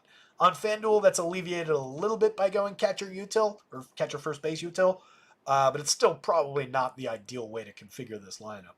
But Caratini wouldn't surprise if he succeeded, and not a bad alternative to just save some money over Jainer Diaz. Jake Myers, Trey Cabbage, mix and match in the outfield. Cabbage is very cheap at the dead min on both sides. He's got first base eligibility on FanDuel. He's hit the ball pretty hard in his limited batted ball events over 87 plate appearances, but only has a home run and a 133 ISO to show for it. Jake Myers having an okay year with 12 home runs and 9 steals, but just a 95 WRC plus. Mauricio Dubon, multiple position eligibility on FanDuel, not so on DK, where he's just another outfielder. A little bit more of a stretch on FanDuel with flexibility, but still kind of skippable down lineup. And then Shea Whitcomb on this team now. $2,400 third baseman on DraftKings, $2,300 shortstop on the FanDuel slate. Kid was tearing up the minors. He's one of the more highly regarded minor leaguers for what he's done this season. 293, 378, 530 with a 122 WRC plus, a 237 ISO, 25 home runs and 26 stolen bases over 481 plate appearances in AAA this season. Last year, 23 homers, 12 steals, and lower end slash line, and a 62 WRC plus, but a 210 ISO. Took a major step forward, cut 10 points off his strikeout rate, 11 points off his strikeout rate this year, doubled his walk rate basically. But over the last several seasons in the minor leagues, has hit for fairly significant power and speed. So interesting DFS option at the bottom of the Astros lineup. 24, wrap him around on the DraftKings slate. Not bad. 23, wrap him around at shortstop on FanDuel and skip Pena. Not a terrible option. You go like that, and it makes that stack $32.75 a piece rather than if you just format it from the top $34.75 with Pena. It's a reasonable consideration if you're putting the Astros in your lineup. That said, again, with Houck's ability to limit home runs, they're a little bit more diminished than they might otherwise be. Very low-end home run marks for this team.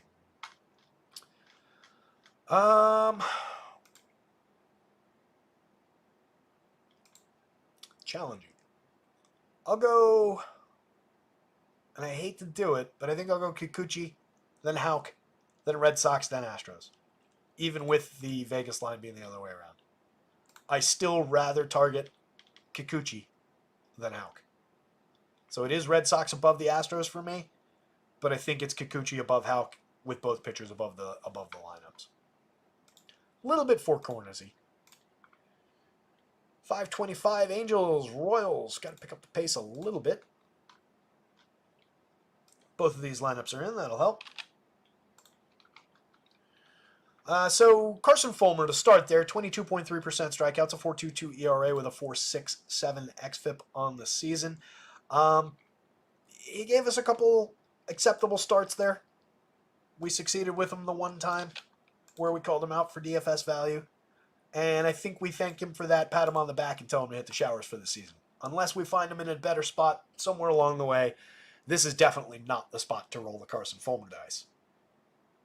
The Royals are just too good. They're too low strikeout, 19.1% strikeout rate for this confirmed version of the Royals lineup.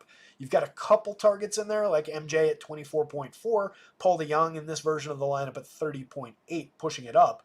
But all of their best hitters and even their bad hitters down lineup are very low strikeouts. So I don't like targeting this Royals team at all, especially with a low-end option like Carson Fulmer. Even when he's cheap, I find it really difficult to believe that he's going to be the successful pitcher on this slate. So probably bypassing that option, probably leaning into some of the 10+% barrels, the 43.1% hard hits, the 90.6 miles an hour of exit velo. If you're new here, all three of those marks are way over the power marks that we're looking for. So seems like a target to me, probably getting lucky to have home runs at just 3.32%. He also walks 10.6%, by the way. Lugo at a 3.04 ERA and climbing, 3.96 xFIP on the season. This was in the high ones and then the low twos for a long stretch, and now it's jumped up by a full run in recent weeks. 159 and 2/3 over 25 starts, has a 20.8% strikeout rate, just 9.6% swinging, 28.2% CSW. He's middle of the road. He's an okay starter. He's around the average, and again, was pitching well over his head for most of the season. But he's facing a confirmed Angels lineup with a 28% strikeout rate. He's facing a bad lineup. So believable upside for Seth Lugo. It's just he's kind of priced like it. 95, 94. I feel like the pricing didn't necessarily come down enough. So we're not gaining, like he didn't suddenly catch wind in his sails again because the price dipped too far and now he's got a good matchup.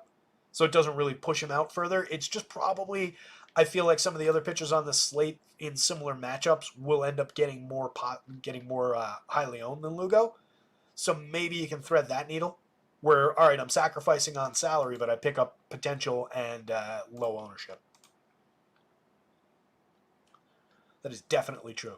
Looking where he is, he's like middle of the board for the entire pitching slate.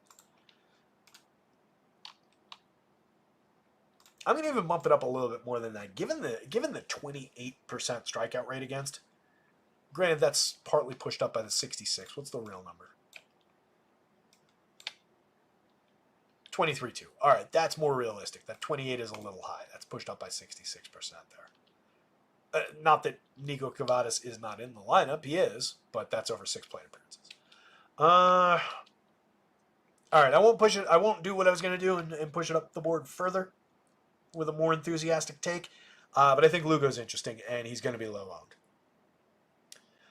Don't really see a ton of need to rush out and roster the Angels outside of the idea that they are cheap. They do have some effective enough bats in the lineup, and they're facing a moderately gettable pitcher. I think among the value teams, they might get a little bit more popular than some of the others because of that, though. Where's their ownership coming down?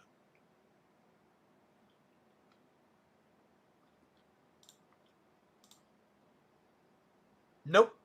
That is not going to be the case. All right. With them as low owned as they are, that's an acceptable enough value stack. They've got some positional conflicts to work out. You've got Cavadas and Shanuel both at first base. Big price difference, offset by $1,500 on the DraftKings slate.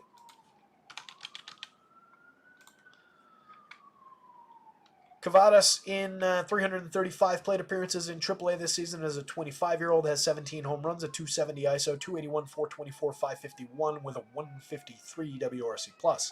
So pretty effective. That was mostly with Boston with Pawtucket. Last year with same organization, split across AA and AAA for Boston. Had 22 home runs. Pretty low-end average, but a very good on base. Very solid ISO, high strikeout, high walk. Seems like a 3 true outcomes kind of a hitter. So for the dead min to buy the power upside, not a bad alternative to Shanuel, who's more a bat on ball, get on base, provide correlated scoring output despite his 12 home runs this season. I think Cavadas is an interesting alternative at worst. Taylor Ward in the leadoff spot for 4,200 has 16 home runs, but a pretty ineffectual slash line, 159 ISO and a 97 WRC+. Has been pretty limited over the last 2 months. 4,000, 2,800 though. I think if you're going to the Angels, you're probably taking a leadoff Taylor Ward. Zach Neto for 42.31. Phil shortstop fairly effectively. 17 home runs, 22 stolen bases. Their best player at a 117 WRC plus, carrying a 193 ISO this year. Not a bad season as Zach Neto at all. So I think he's very playable. Probably your top priority bat in this lineup. It's probably Neto, Cavadas, 1 2 in terms of priority here. And then work your way through the rest of it. Gets short around Anthony Rendon, 3,400, 2,600. He's been terrible over 173 plate appearances and doesn't want to be here. Logan O'Hoppe has a lot of power, 4,300, 3,000, 17 homers, a 176 ISO. Makes very good contact at 11.3% barrels, 46.4% hard hits. O'Hoppe's not a bad catcher option on the DraftKings slate for that price. If you're loading up on Angels, you're definitely including a lot of them over there. And, among the Angels hitters, he's probably my third, fourth priority bat as I'm stacking that team up. So definitely an interesting DraftKings option. He's less interesting on FanDuel, especially if I'm trying to work in a Shanuel and Cavadas option. Now I got a conflict at that util spot with both those guys landing at first base. So it depends on what you're trying to put together on FanDuel, but he's still one of their higher priority bats just in general quality. Brandon Drury, a lost season, 164, 247, 204, 70% worse than average for run creation over 255 plate appearances and 1 home run. Mickey Moniak, just bad. 8 home runs, 6 steals, a 71 WRC+. plus. Joe Adell, better, higher skill set. 18 home runs, 14 steals, at least given his counting stats. 11.5% barrels and 44.7% hard hits for Adell. Doesn't get on base, doesn't hit for average, but a little bit more of a spike in DFS output. 191 ISO, 85 WRC+ plus on the season. On the Royals side, Michael Massey continues to hit leadoff and continues to be an appealing DFS option. Not a good leadoff man, but 3,900, 2,800 at second base with his left-handed power output. 10 home runs and 237 chances, a 203 ISO. It's a dynamite option for the cheap pricing given that spot in the leadoff role against a pitcher like Carson Fulmer. Very, very interesting bat. And then again, the Royals, one of 2 teams over 5 implied runs today. So a lot of people probably looking to put the Royals and the Rangers together. I said it the other way with the Rangers and the Mets when I was talking about the 2 high-end shortstops there. But obviously it's another spot where you have 2 high-end shortstops when we're talking about the Royals and Bobby Witt. 6,600, 4,700, your most expensive shortstop on a relatively star-laden shortstop slate. It's either you've got some stars and then you've got some effective, not expensive Zach Neto, Jeremy Pena type shortstop options today. So it's an interesting position. But I do think that on FanDuel, where you can put 2 shortstops into the same lineup with the util spot in play, that becomes an interesting configuration on a slate like this. So I always like considering that. Witt slashing 350, 400, 617, 267 ISO, creating runs 75% better than average, 25 homers, 25 stolen bases, an MVP contender. Vinny, 4,900. Killer price. He's got 18 home runs, a 188 ISO. He creates run 9% better than average. Does not strike out. Puts elite level bat on ball for the price. 3,300 on FanDuel. Also very fair at first base. Sal for 51, 3,000. Catcher on first base on both sites. Has 22 home runs, a 194 ISO, a 117 WRC+. plus. Managing strikeouts effectively this year, 23.3 last year, down to 20% this year. He's doubled his walk rate from 3.3 last year to 6.9 this year, while not losing power. He's barreling the ball more, same hard hit rate. It's a tremendous season out of Sal.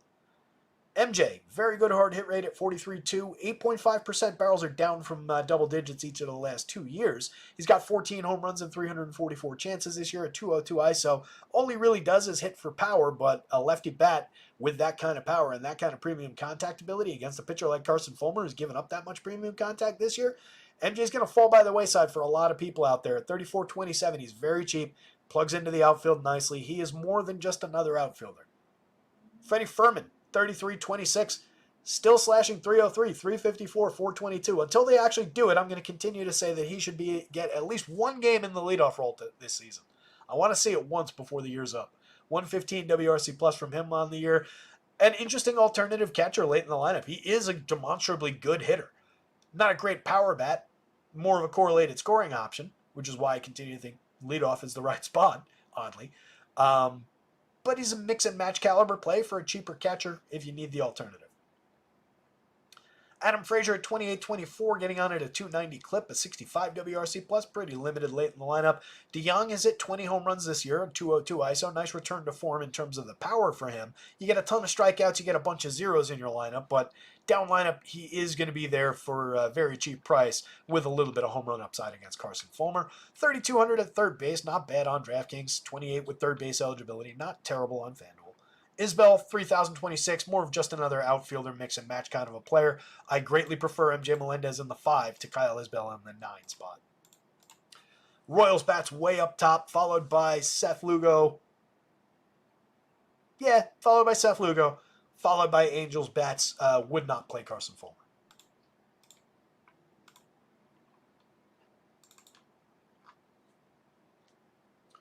Witt and Lindor on FanDuel for Jeremy Savage. I also like the looks of that.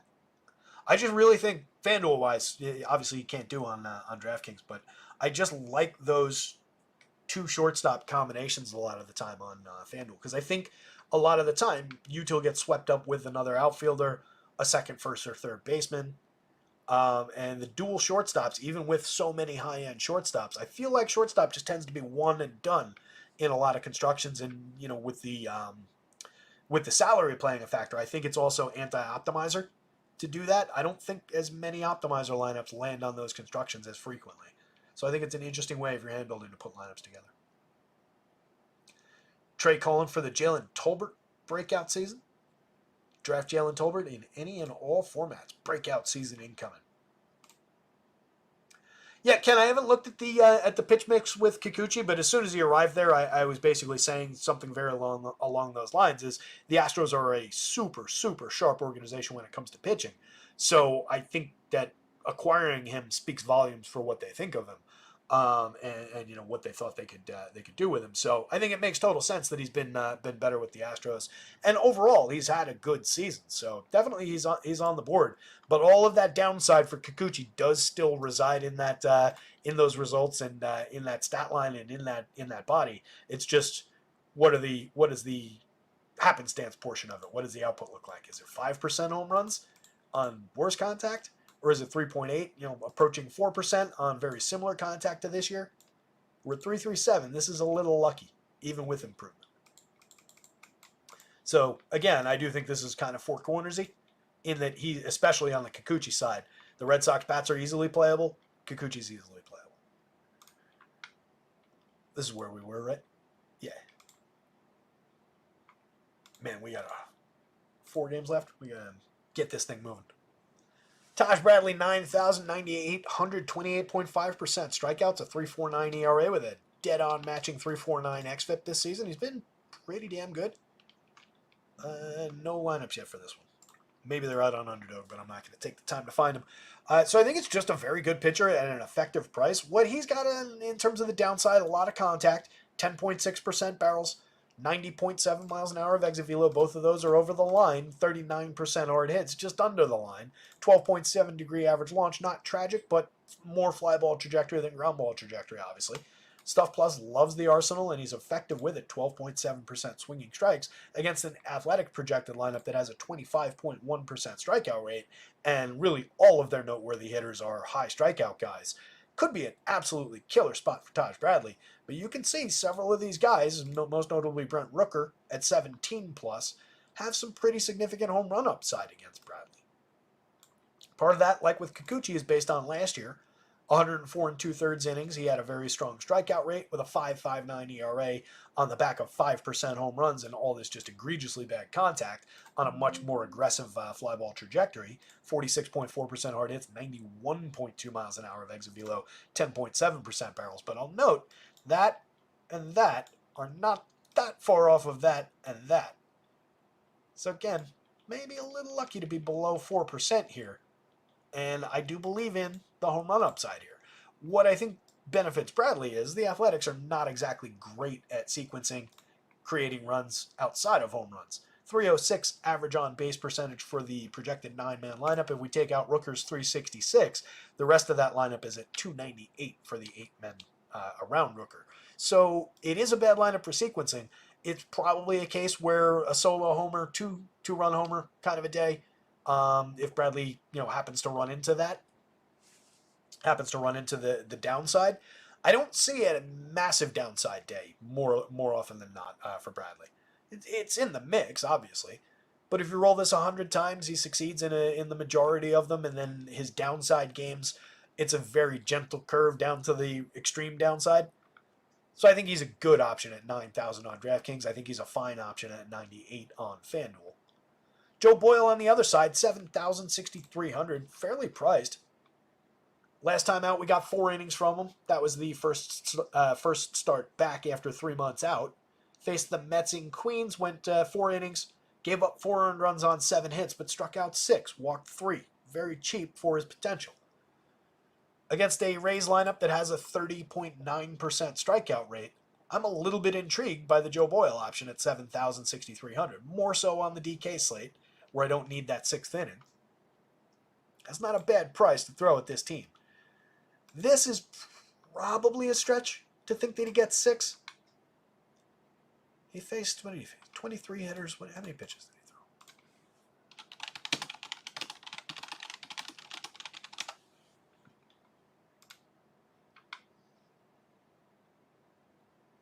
He did throw 85 pitches.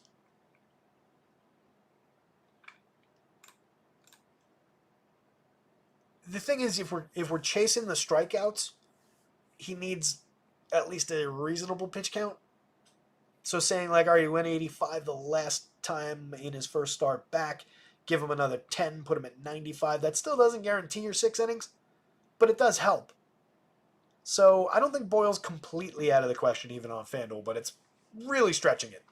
You got to know that that's a extreme dart throw on the FanDuel slate. A lot more playable, a lot more realistic on DraftKings.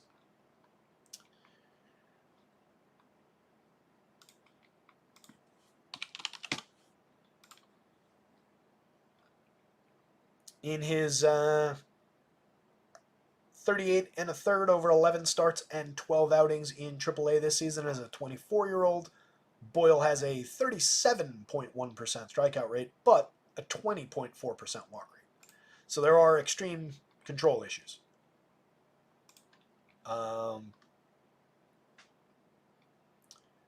the career in the show, 11 starts, we're looking at a 5.48 ERA and a 5.05 xFIP, 23.6% strikeouts, 14.6% walks in the show. So again, know what you're going into. Know that it's a very shaky, bumpy pitcher, but one who can definitely find 1 in 4 strikeout upside on his own against the average major league team, and is facing a team with potentially a 30-31% strikeout rate. I see the 72. So call it a 25-26% strikeout rate, 27-28, depending on what they do in the lineup. There's definitely upside for Joe Boyle today. It's just, can he find it? Shaky upside. Top of the Rays, Jose Caballero, 35-28. Steals bases, 35 steals on the season, but a 293 on base. Not ideal in the leadoff spot. Just a 91 WRC+. Mix and match at the absolute best. Would benefit from leading off. A lot of the time he's hitting down lineup. But that's still a medium caliber play at best. Brandon Lau for 47-33 at second base. Definitely more interesting. 16 home runs on the year, a 260 ISO. Very capable premium contact and power bat. 15% barrels, 47.6% hard hits. A lot of upside to throw him against Joe Boyle. And not incapable of drawing a walk either, despite being fairly high strikeout. 9.9% walks this year, 11.5 last year. That is something that these Rays could do, is just exploit the incredibly high walk rate that Boyle has. This is a team with a little bit of patience kind of baked into how they go about things. So that's another danger on the Boyle side. Chris Morel, just 4,000 at second base on DraftKings, 2,800 second and third base eligible on FanDuel, has 20 home runs this year, just a 165 ISO and 86 WRC+, and he's slashing 191, 295, 357. But definitely has power upside. 11.5% barrels, 41.1% hard hits. Josh Lowe at 10.6% barrels and 44.4% hard hits. He's got 7 home runs in 241 chances. He's stolen 16 bases despite getting on at just 299. Has a 101 WRC+. Had a better year last year, but for 37, 3,000, you could do worse in the outfield than throwing Josh Lowe at Joe Boyle here. Junior Caminero, their premium prospect, one of the best prospects in baseball. 3,100 third base shortstop on DK.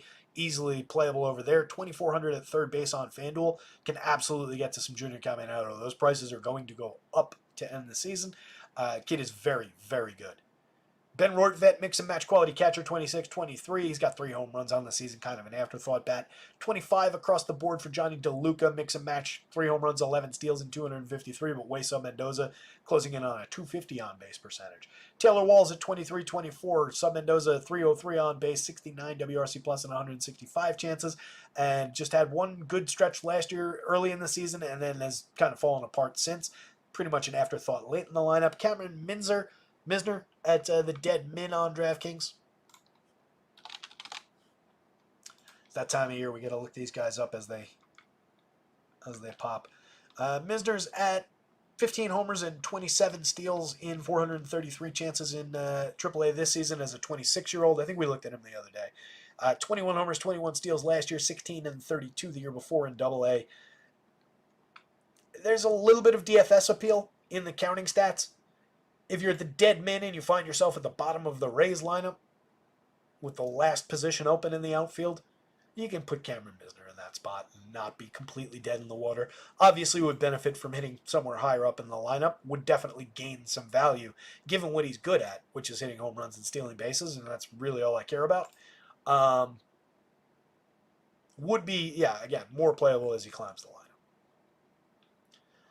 On the A's side, Lawrence Butler at just 3,700, despite a pretty strong stretch there through, July, early August. 37 on DraftKings in the outfield, 28 on FanDuel, still very affordable. 13 home runs, 10 stolen bases, a 214 ISO, a 114 WRC plus this season. Where have we been?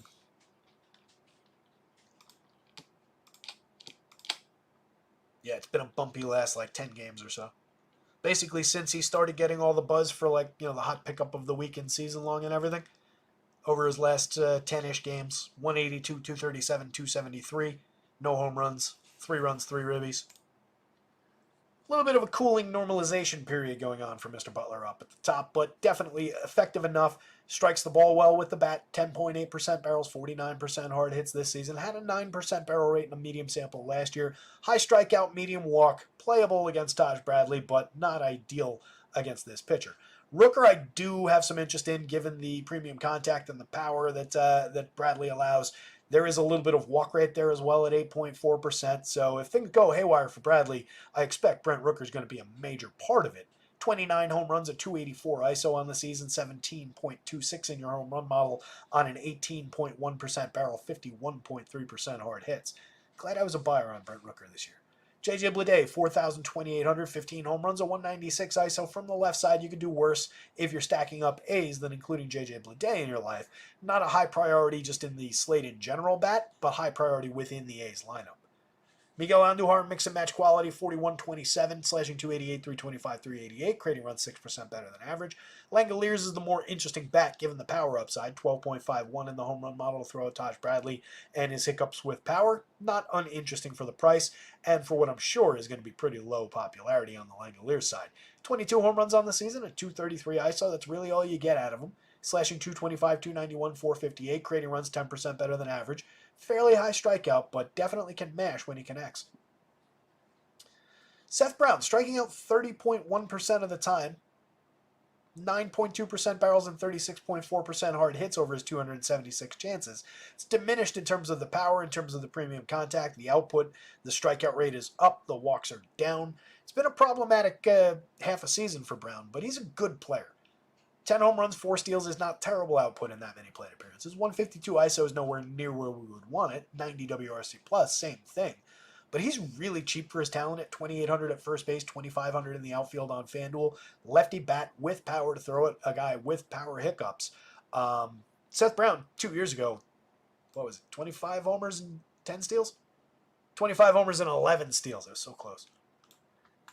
Zach Geloff, 35-29 at second base. Not a bad option with 15 homers and 15 steals to just, again, you're throwing... If you're going to the A's, it's for a very specific reason, that they can hit for power against a pitcher like this. So you're definitely going to Geloff with his 15 homers, his 15 steals, and not really worrying about the sub-endos of the 266 on base and the 80 WRC plus. He's just in your lineup at those prices at second base if you're stacking A's.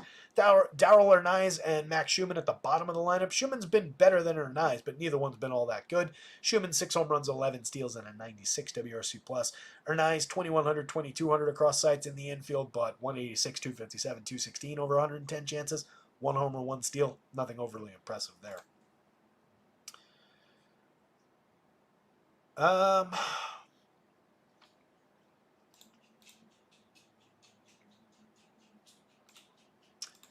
Taj Bradley, easily the top option in this game. I guess I got to go Rays bats. So Taj Bradley, Rays bats. Joe Boyle, A's bats. But that's really not actually true. It's probably, honestly, Taj Bradley, A's bats. Then Joe Boyle just value darts, and then the Rays bats. I really don't think that much of this Rays team. It's just they do have a good matchup if it's the bad version of Joe Boyle. And they are cheap. Call it a three-way tie under Taj Bradley. Bradley up top. Three-way tie with everything else. Everything else is just kind of playable. All right, so Zebby had a pretty good debut. 5 innings, 5 strikeouts, just 2 earned runs, gave up a home run, 5 hits. That was against the Royals. We were talking about him in terms of being a very talented young pitching prospect with an extremely appealing strikeout to walk ratio throughout his entire stretch in the minors. This year in AAA, over 4 starts, 19 innings, 28.4% strikeouts, and 1.2% walks. Obviously, extreme small sample there. 9 more starts in AA, 55 and a 30 at a 30.1% strikeout and a 2.9% walk.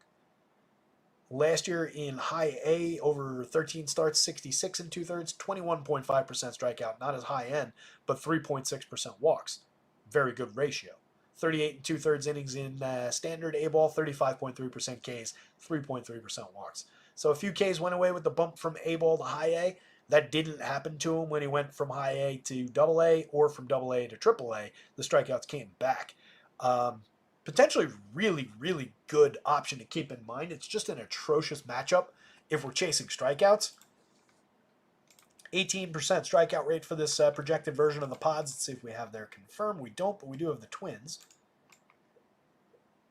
So I just really, really don't like targeting the Padres lineup, and I don't like doing it with a pitcher where I'm chasing some strikeout value and with a pitcher making his second ever Major League start. Just not an ideal lineup. Whoops, I did that on the wrong. Not an ideal team to throw that pitcher against. But Zebby is talented for a 77-84. It's just not quite value enough. You know, from here, you can see where the pricing fits in just by our coloring. Playable, but other options around him at similar or better prices in better matchups abound on this slate. Michael King on the other side, 10 grand on DraftKings, 10-6 on FanDuel. Very expensive, but a 3.19 ERA, a 3.35 xFIP on the season. 28.8% strikeouts, 8.4% walks, a killer 31.5% CSW, 11.9% swinging strikes. Really, the only thing on his ledger here that doesn't like him all that much is Stuff Plus, 93.5. Last season had a very strong 104 and 2/3 and 9 starts and some relief work for the Yankees. 2.75 ERA, a 3.38 xFIP, 29.5% strikeouts. King is a demonstrably good pitcher. He's facing a Twins lineup with a medium strikeout rate, 23.9% for this confirmed version of the lineup. They benefit from Austin Martin at the end at a 16.7. They get 20 out of Christian Vasquez, 2 pretty non-threatening hitters late in the lineup. Then some more of their better bats in the middle of the lineup are also effectively low strikeout. But there's some definitely targetable guys. 39.3 out of Matt Wallner, for example, over 135 chances. He's got a ton of power, but he's a definite 3 true outcomes hitter. A lot of strikeouts there. Tons of strikeouts out of Edward Julian. So definitely an appealing spot for King. Just got to fade some decent run creators, some decent on-base guys among their better players. If you're considering the Twins lineup, you get Willie Castro off the top, 4,400, 3,000. Shortstop only on DraftKings is less than ideal. 258, 337, 408 on the season, 10 homers, 12 steals. More of a correlated scoring option. I kind of prefer your Zach Netto's, your Jeremy Pena's for matchup for one, for correlated scoring, and just a little bit more individual ability. But Castro, not a terrible option at 3,000 with 4 position eligibility on FanDuel. I just don't like that 4,400 at shortstop only on DraftKings. I think he's playable there, but you're probably putting an artificial cap on that position more often than not. Trevor Larnach at 35.28, very appealing. 12 home runs in 291 plate appearances, 9.9% barrels and 44.8% hard hits. Definitely a lot of thunder in that bat. 181 ISO, 111 WRC+. plus. Probably more to give in the power department, honestly. If he keeps hitting the ball the way he does, I think there's more power upside to come. Royce Lewis, 54.38, not a bad option. 15 home runs and 183 chances at 342 ISO is pretty killer. 7 home runs for Matt Wallner with a 300 ISO. Again, very, very high strikeout, but the ability to draw a walk, get involved, and both of these players just crush the ball when they make contact. So King not overly vulnerable to hard hits or premium contact, 5.4% barrels, and elite numbers in limiting and inducing medium contact and weak contact. 29.5% hard hits, 85.2 miles an hour of exit velo. But that's going to be put to the test against these guys. Carlos Santana, Max Kepler, 3,600 apiece on DraftKings, 3,200 on FanDuel.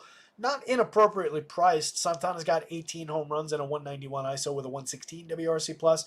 Kepler in a lousy season for him, 8 home runs, just a 138 ISO, but above average for run creation at 101 WRC+, plus, and okay slash line at 262, 312, 400. Both guys are all right, and for the money, they definitely spike a little bit more in terms of upside. They're low strikeout. They've both been able to make better contact in years past than they have this year overall, but both bats going to be hitting from the left side against King, capable of finding some power upside. Edward Julian, capable of hitting for power, but also very, very high strikeout. Probably more a victim than a challenger here against King, but we'll see what he brings to the plate for just 3,000 at second base on DK, 25 on FanDuel. 7 home runs and 6 steals, but an 89 WRC plus over 216 chances this year. Vasquez, just a mix and match catcher, if that. 7 home runs on the season. Austin Martin, a home run, 7 steals, a 309 on base, 15% worse than average creating runs. Mix and match multi-position guy late in the lineup. If you're taking shares of the pods against Zebby, I think it's doable, given their low strikeout nature. But they're not going to benefit from walks. It's not like they walk a ton anyway.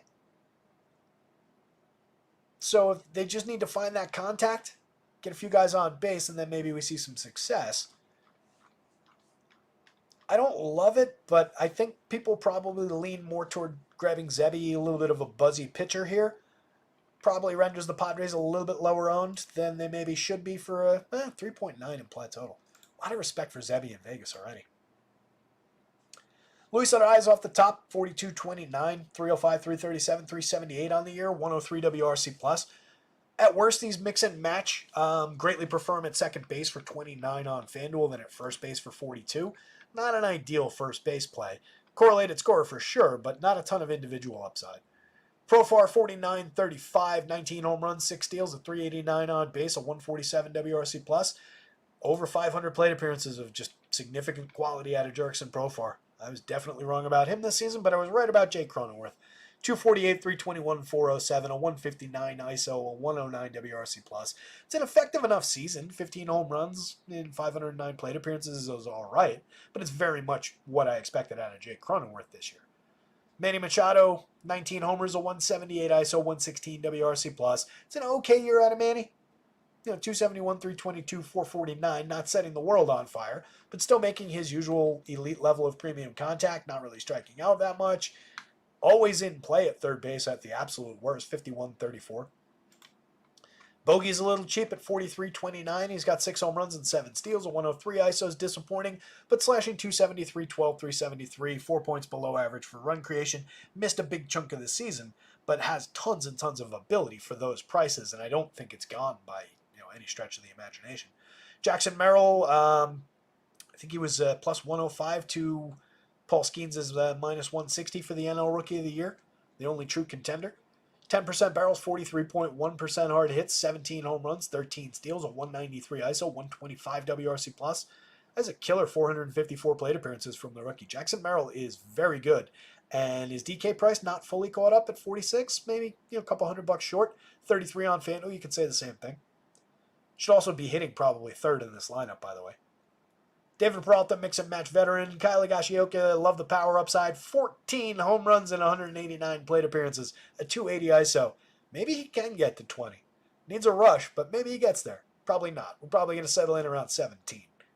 But definitely significant power upside. 13.51 in the home run model. Tyler Wade, mix and match infielder 27-22 across sites. 4 positions on FanDuel. Has never really done anything exceptional at the major league level. Michael King. Tie between Zebby and the Padres.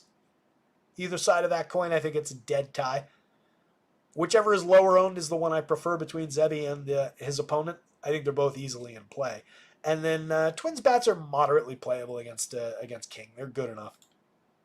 Low priority stack, but just given who they are and how cheap they are, there's a little bit of playability there. Again, it's one of the lowest totals on the board, though. White Sox, no real reason to talk about Jonathan Cannon. He's got a 16.2% strikeout rate. 4.02 ERA is actually impressive for that low strikeout. 4.68 xFIP is a lot more revealing. Too many guys on base. Not egregious for premium contact, but enough of it to believe the 3.53% home run rate is real and could be made worse by some of these Giants. So not going to Cannon, not for 62, not for 76. Kyle Harrison, on the other hand, 79.82, very appealing. White Sox lineup with a 24.7% strikeout rate for this projected version. Could be higher depending on what they do with it. We don't have it yet. So Harrison on the season, 21.9% strikeout rate, around the league average, a 4.14 ERA with a not dissimilar 4.27 xFIP. Giving up a decent amount of premium contact, 10.8% barrels, 44% hard hits, 90.8 miles an hour of exit velo. Does make him lucky to only be at 3.40% home runs. You say it about other guys, we got to say about the guys we like as well. I think he's underperformed his talent overall this season. He's probably better than this swinging strike rate. That CSW. Stuff Plus hasn't really liked the arsenal this year. He's a kid who had tons and tons of hype and a lot of success coming up through the minors. Hasn't been bad in the majors. He's just been more around the lines of like a 4-5 starter, 4-starter, than like a top-end guy, which is what he was supposed to be. Against this White Sox team, with one good bat in it that's really not having a strong season, I have no issues trusting Kyle Harrison here. Last time out, 5 innings, gave up 3 earned runs, 2 homers, 6 strikeouts against the Braves. Capable enough performance. A couple of short starts against the Nationals and the Reds. 4 2/3, 2 earned runs, 5 hits to the Nationals, 3 strikeouts. I don't know if that game got wet or what. Faced 19 hitters. The game against the Reds at Cincinnati was an ugly one. He gave up 6 earned runs fairly predictably in that one. Faced Colorado, a comparable opponent to the White Sox in San Francisco. Going back 4 starts. He went 6 2/3. He struck out 11. He walked 2, gave up just 1 earned on 1 hit. Probably his best start of the season. That's in the cards. That kind of a start is on the board for Kyle Harrison tonight. So at these prices, absolutely love the option. Probably going to be a little bit popular, but wasn't as popular as I expected him to be on DK. He was in like the low 20s. So not a bad option. White Sox bats, it's Lubob and then a bunch of also-rans. 4,400 is aggressively cheap for Luis Robert. I can't call him one of the best bats in baseball this season at 209, 268, 414. But he does have a 205 ISO. He has hit 14 home runs. He has stolen 17 bases. It's just a disappointing year overall for him. But he's still one of the better power bats from the right side in baseball. That's an aggressively low price. This is low, but not nearly as aggressively low as that one is. He's just got no support.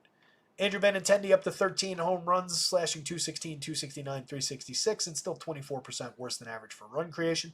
Nicky Lopez, 27% worse than average for runs, 308 on base, 299 on base from Andrew Vaughn, 14 homers, a 159 ISO, 4% worse than average for creating runs. Vaughn's probably their second priority bat. It's probably 1, 2, and then nothing else really. Corey Lee for 22 is probably, if you're building a DraftKings stack, I would go 1, 2, 3, and just include the $2,200 catcher. 10 home runs and 307 plate appearances. I'm just trying to buy you some cheap upside. 8% barrels, 40.2% hard hits. There's no real clear talent there. 67 WRC plus on the year. Miguel Vargas, 4 home runs, a 183, 277, 325 line. 215, 252, 305 out of Lennon Sosa. Corey Julks at 225, 296, 349. And rounding things out with Brooks Baldwin at 205, 239, 341. If you play the White Sox, I wish you luck. Keep in mind also, again, this hitting environment tonight is, even if Kyle Harrison has a bad day, this hitting environment is not at all conducive to offensive upside. 3.19, 3.20 implied total for the White Sox. That same statement does apply to the Giants side of things. You can see only Tyler Fitz, who was today's home run pick of the day, because why not, at 10.6. Only him above the magic number. You also get Elliot Ramos at 9.73. And then everybody else a little bit diminished against a very gettable starting pitcher here. So the ballpark's not on any of the hitters' side, but the Giants are drawing a more respectable, more targetable DFS total at 4.91 against Jonathan Cannon. Even if they don't hit the ball out of the park, I think these Giants can succeed tonight. Fitzy at 52-34, 3-position eligible on FanDuel, playable at shortstop on DraftKings. Not an ideal option there, but you can't ignore 14 home runs, 14 steals, and just 208 plate appearances, 300 ISO, 173 WRC+. Over that same stretch, those numbers are competitive with any of the star-caliber shortstops on the board, so maybe he is more playable. Lamont Wade at 34-26. You guys know I like the Lamont Wade option, his 397 on base percentage. Killer correlated scoring option with a little bit of power. We saw more power from him last year, but 8.7% barrels, 43.9% hard hits. He should be more expensive against this pitcher. Definitely get some Lamont Wade into your Giant stacks. Do not skip him. Elliot Ramos, 45-31, has 18 homers in 373 chances, a solid 211 ISO. Very strong season from a kid that seemed like he was getting written off a little bit to start the year. 15.8% barrels, 48.1% hard hits. Killer season for power upside from the righty. Not a bad option.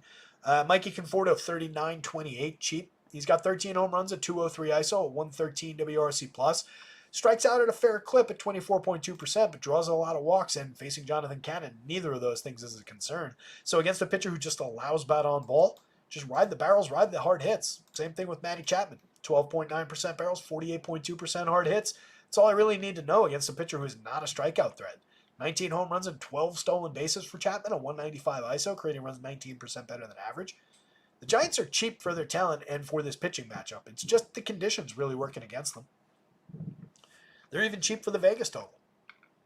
32-27 for Yaz. 9 home runs and 346 chances is not ideal, but a 179 ISO is okay. 105 WRC plus is fine. 9.1% barrels and 40.9% hard hits from a guy who's given us more premium contact and power output over the last couple seasons. Not a bad consideration. If you need a pivot from Conforto for some reason, it's basically the same guy 2 spots later for cheaper. Bailey at 35-26 has 7 home runs. Come down a lot over his last 200 plate appearances from the quality that we're seeing earlier in the season. Still at 40.6% hard hits though. A switch hitting catcher who's capable of putting bat on ball for a cheap price against a bad pitcher can always make it into a DraftKings lineup. Brett Wisely, Grant McRae at the bottom of the lineup. Mix and match caliber options. What's McRae at? Let's see. McRae, 6 homers, 8 steals in 213 chances in AAA. 6 homers, 6 steals in AA in 208 chances. So not bad. 12 and 14. Fits right into what this team does. Mix and match at the end of the lineup, or better as he climbs the lineup. Kyle Harrison, Giants bats, nothing from the White Sox. Last game up. We have mostly gotten there, which is good because we are running out of time. 6:09. What is this? This is a 7:07 start. All right. Brian Wu is a tremendous pitcher. 2.06 ERA, a 3.77 xFIP. This is probably more along the lines of the correct number. But I think maybe give him a full season. We settle into the lower mid threes, maybe a little bit better than that xFIP overall. 19.6% strikeouts and 2.5% walks. Decent swinging strike rate, not a bad CSW. Very good at inducing weak and medium contact. Misses barrels like crazy. 1.4% home runs. Stuff Plus likes the arsenal. He was similar last year, gave up more home runs, but similar in terms of inducing weak and medium contact. A few more barrels allowed, but he was striking out more hitters last year. He walked a lot more. more swinging strikes, higher ERA, higher xFIP. He's really put a lot together this season when he's been healthy, when he's been able to make a full start. Still my little hiccup with Woo. I think I've had him each of those times he's come out of games early. Probably not going there at 91 on FanDuel against the Dodgers. 83 on DraftKings. I think you can consider at least some shares. I don't think he's going to be at all popular at that price. And he's talented enough to beat even this very, very good Dodgers team. It's just you do have, some threats. Some Ohtani, some Betzes, Max Muncy in the lineup. No Freddie. What happened to Freddie? I didn't catch the... Is Freddie hurt?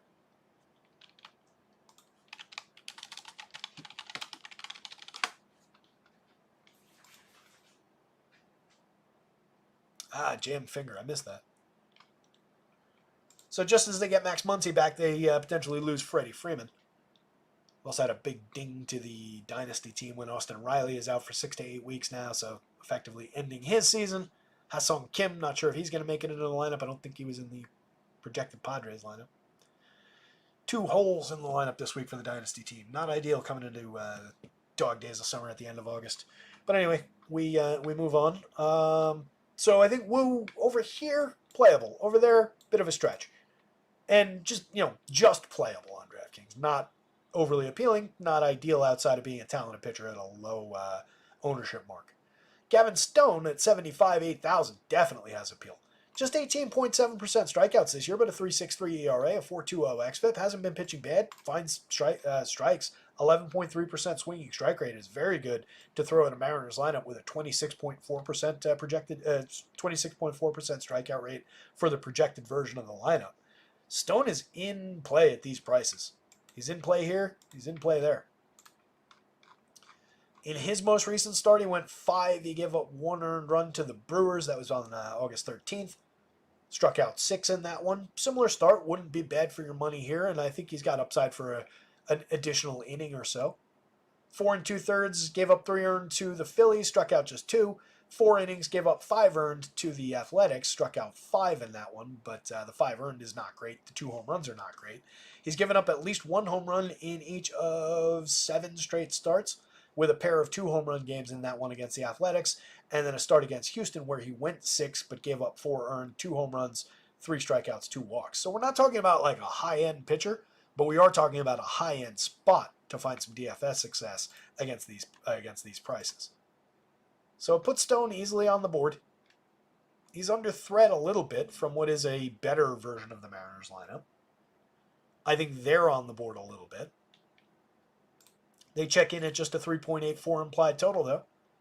Vegas likes the idea of Stone succeeding here, and the Dodgers at a 4.25. A little bit of respect for Brian Woo, I think.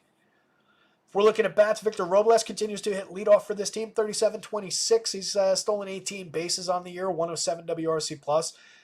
Reasonable slash line. He's still getting on base, which is the most important thing. He has the ability to hit the ball hard, but he's already hit the cool-off button after signing a contract extension with this Mariners team. We'll see how he continues. We'll see how he rounds out the rest of the year. There's a reason he got his DFA'd out of Washington, but a playable piece if you're going to Mariners. Randy Arozarena, 46, 3,000, 16 home runs, 16 steals, a 173 ISO, 111 WRC+. Playable at the absolute worst and definitely an interesting pairing with Julio Rodriguez a couple spots later. Julio for just 48-29. Both of those players with extreme home run and stolen base, so filling categories like crazy. Both those guys pretty cheap at those prices.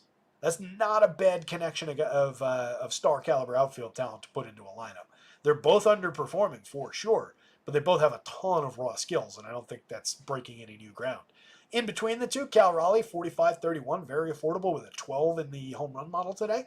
He's hit 27 long balls on the year. He's got a 229 ISO, 112 WRC+. You could do a lot worse than grabbing that switch hitting catcher and throwing him at Gavin Stone here, even with Stone putting up decent numbers in terms of limiting barrels, inducing weak and medium contact, and limiting home runs this year. It's still a gettable spot, and I think the 12 proves that out.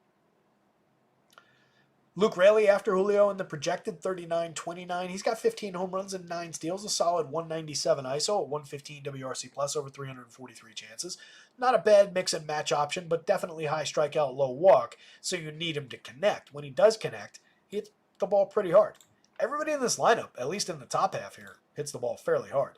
Jorge Polanco, 10.2% barrels this year, 37.6% hard hits. Both of those are down, but in a vacuum, that's still not bad contact. 4,100 at second base on DK, 28 on FanDuel. He's got 12 homers on the season. A disappointing year for sure, especially for those of us who were buying into the Jorge Polanco bounce back year.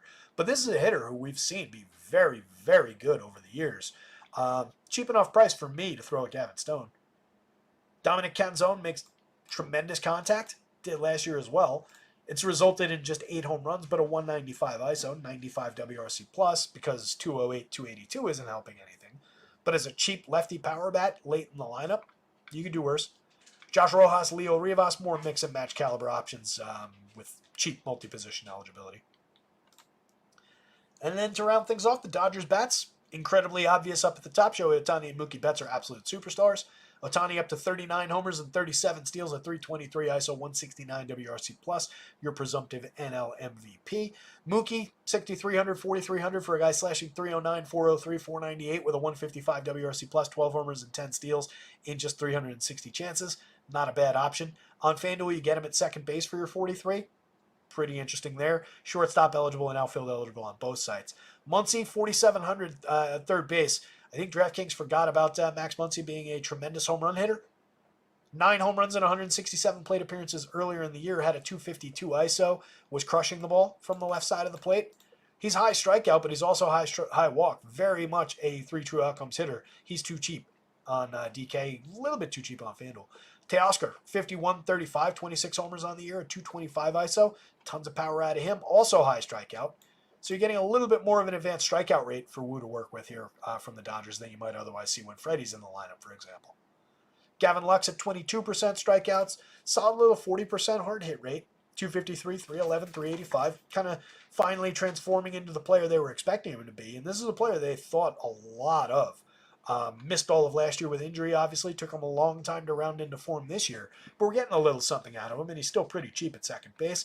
Obviously, I don't love that he's a second baseman if I want to put Mookie there, but I'm happy to take Mookie's upside at short or in the outfield. It's not like he's not extremely high quality in those spots either. Will Smith for 5,300, 16 home runs on the year, a 187 ISO. One of your premium catcher options on any given slate, 5,300. Not bad with no Freddie. You can easily play him as a first baseman on FanDuel, save a little bit of money compared to another slot. Tommy Edmonds on this team now. I didn't realize that. 3,500, 2,400. Has Edmond not played this year at all? Edmond is reasonably good for counting stat upside. Not the most reliable bat in the world in terms of his averages on base or anything. 2 years ago, 13 homers, 32 steals for St. Louis. Last year, 13 homers, 27 steals. Year before, 11 and 30. Back in 2021 rather. For his career, he's a 265, 319, 408 hitter, 99 WRC plus. But if he's in the lineup, that's not uninteresting. Fair price, switch hitter. 3 positions on FanDuel, same 3 that Mookie plays. Enrique Hernandez having the worst year of his career, 4 positions on FanDuel for cheap. And then Miguel Rojas, a mix and match caliber shortstop, 37 on DraftKings, not ideal. 3 positions on FanDuel, but yet again, another guy with second base eligibility. You can only fit so many of them. 108 WRC plus. I don't want to undersell Rojas from his contributions this year. That's one of the more effective 244 plate appearance stretches of his career. So tough.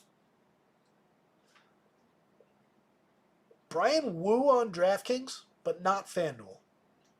Gavin Stone DraftKings, Gavin Stone FanDuel. Dodgers bats, Brian Wu FanDuel, Mariners bats. There's a lot of variety on this one. I think that's the correct order to rank them in, though. Basically everything I could see succeeding. It is a 4 corners playable spot. The Mariners are the offense is the weird one, but I think Stone's gettable enough. That's the slate up and down, which is good because it's 20 after 6. Real quick on the pitching board because I got to get stuff updated up on the site. I'll pop chat back up, see if anything's going on in there that needs discussion. As Anthony Taylor points out, hit that like button if you can. Trey's going to Cannon and Harrison. Like it. Or I like Harrison anyway. I don't know about the Cannon side of that one. Garcia out of the KC lineup, Messi in there. Yeah, I like the like Messi at the top of that KC lineup. Dennis. Always a funny guy. Just dropped in to see if anyone wanted to talk religion or politics.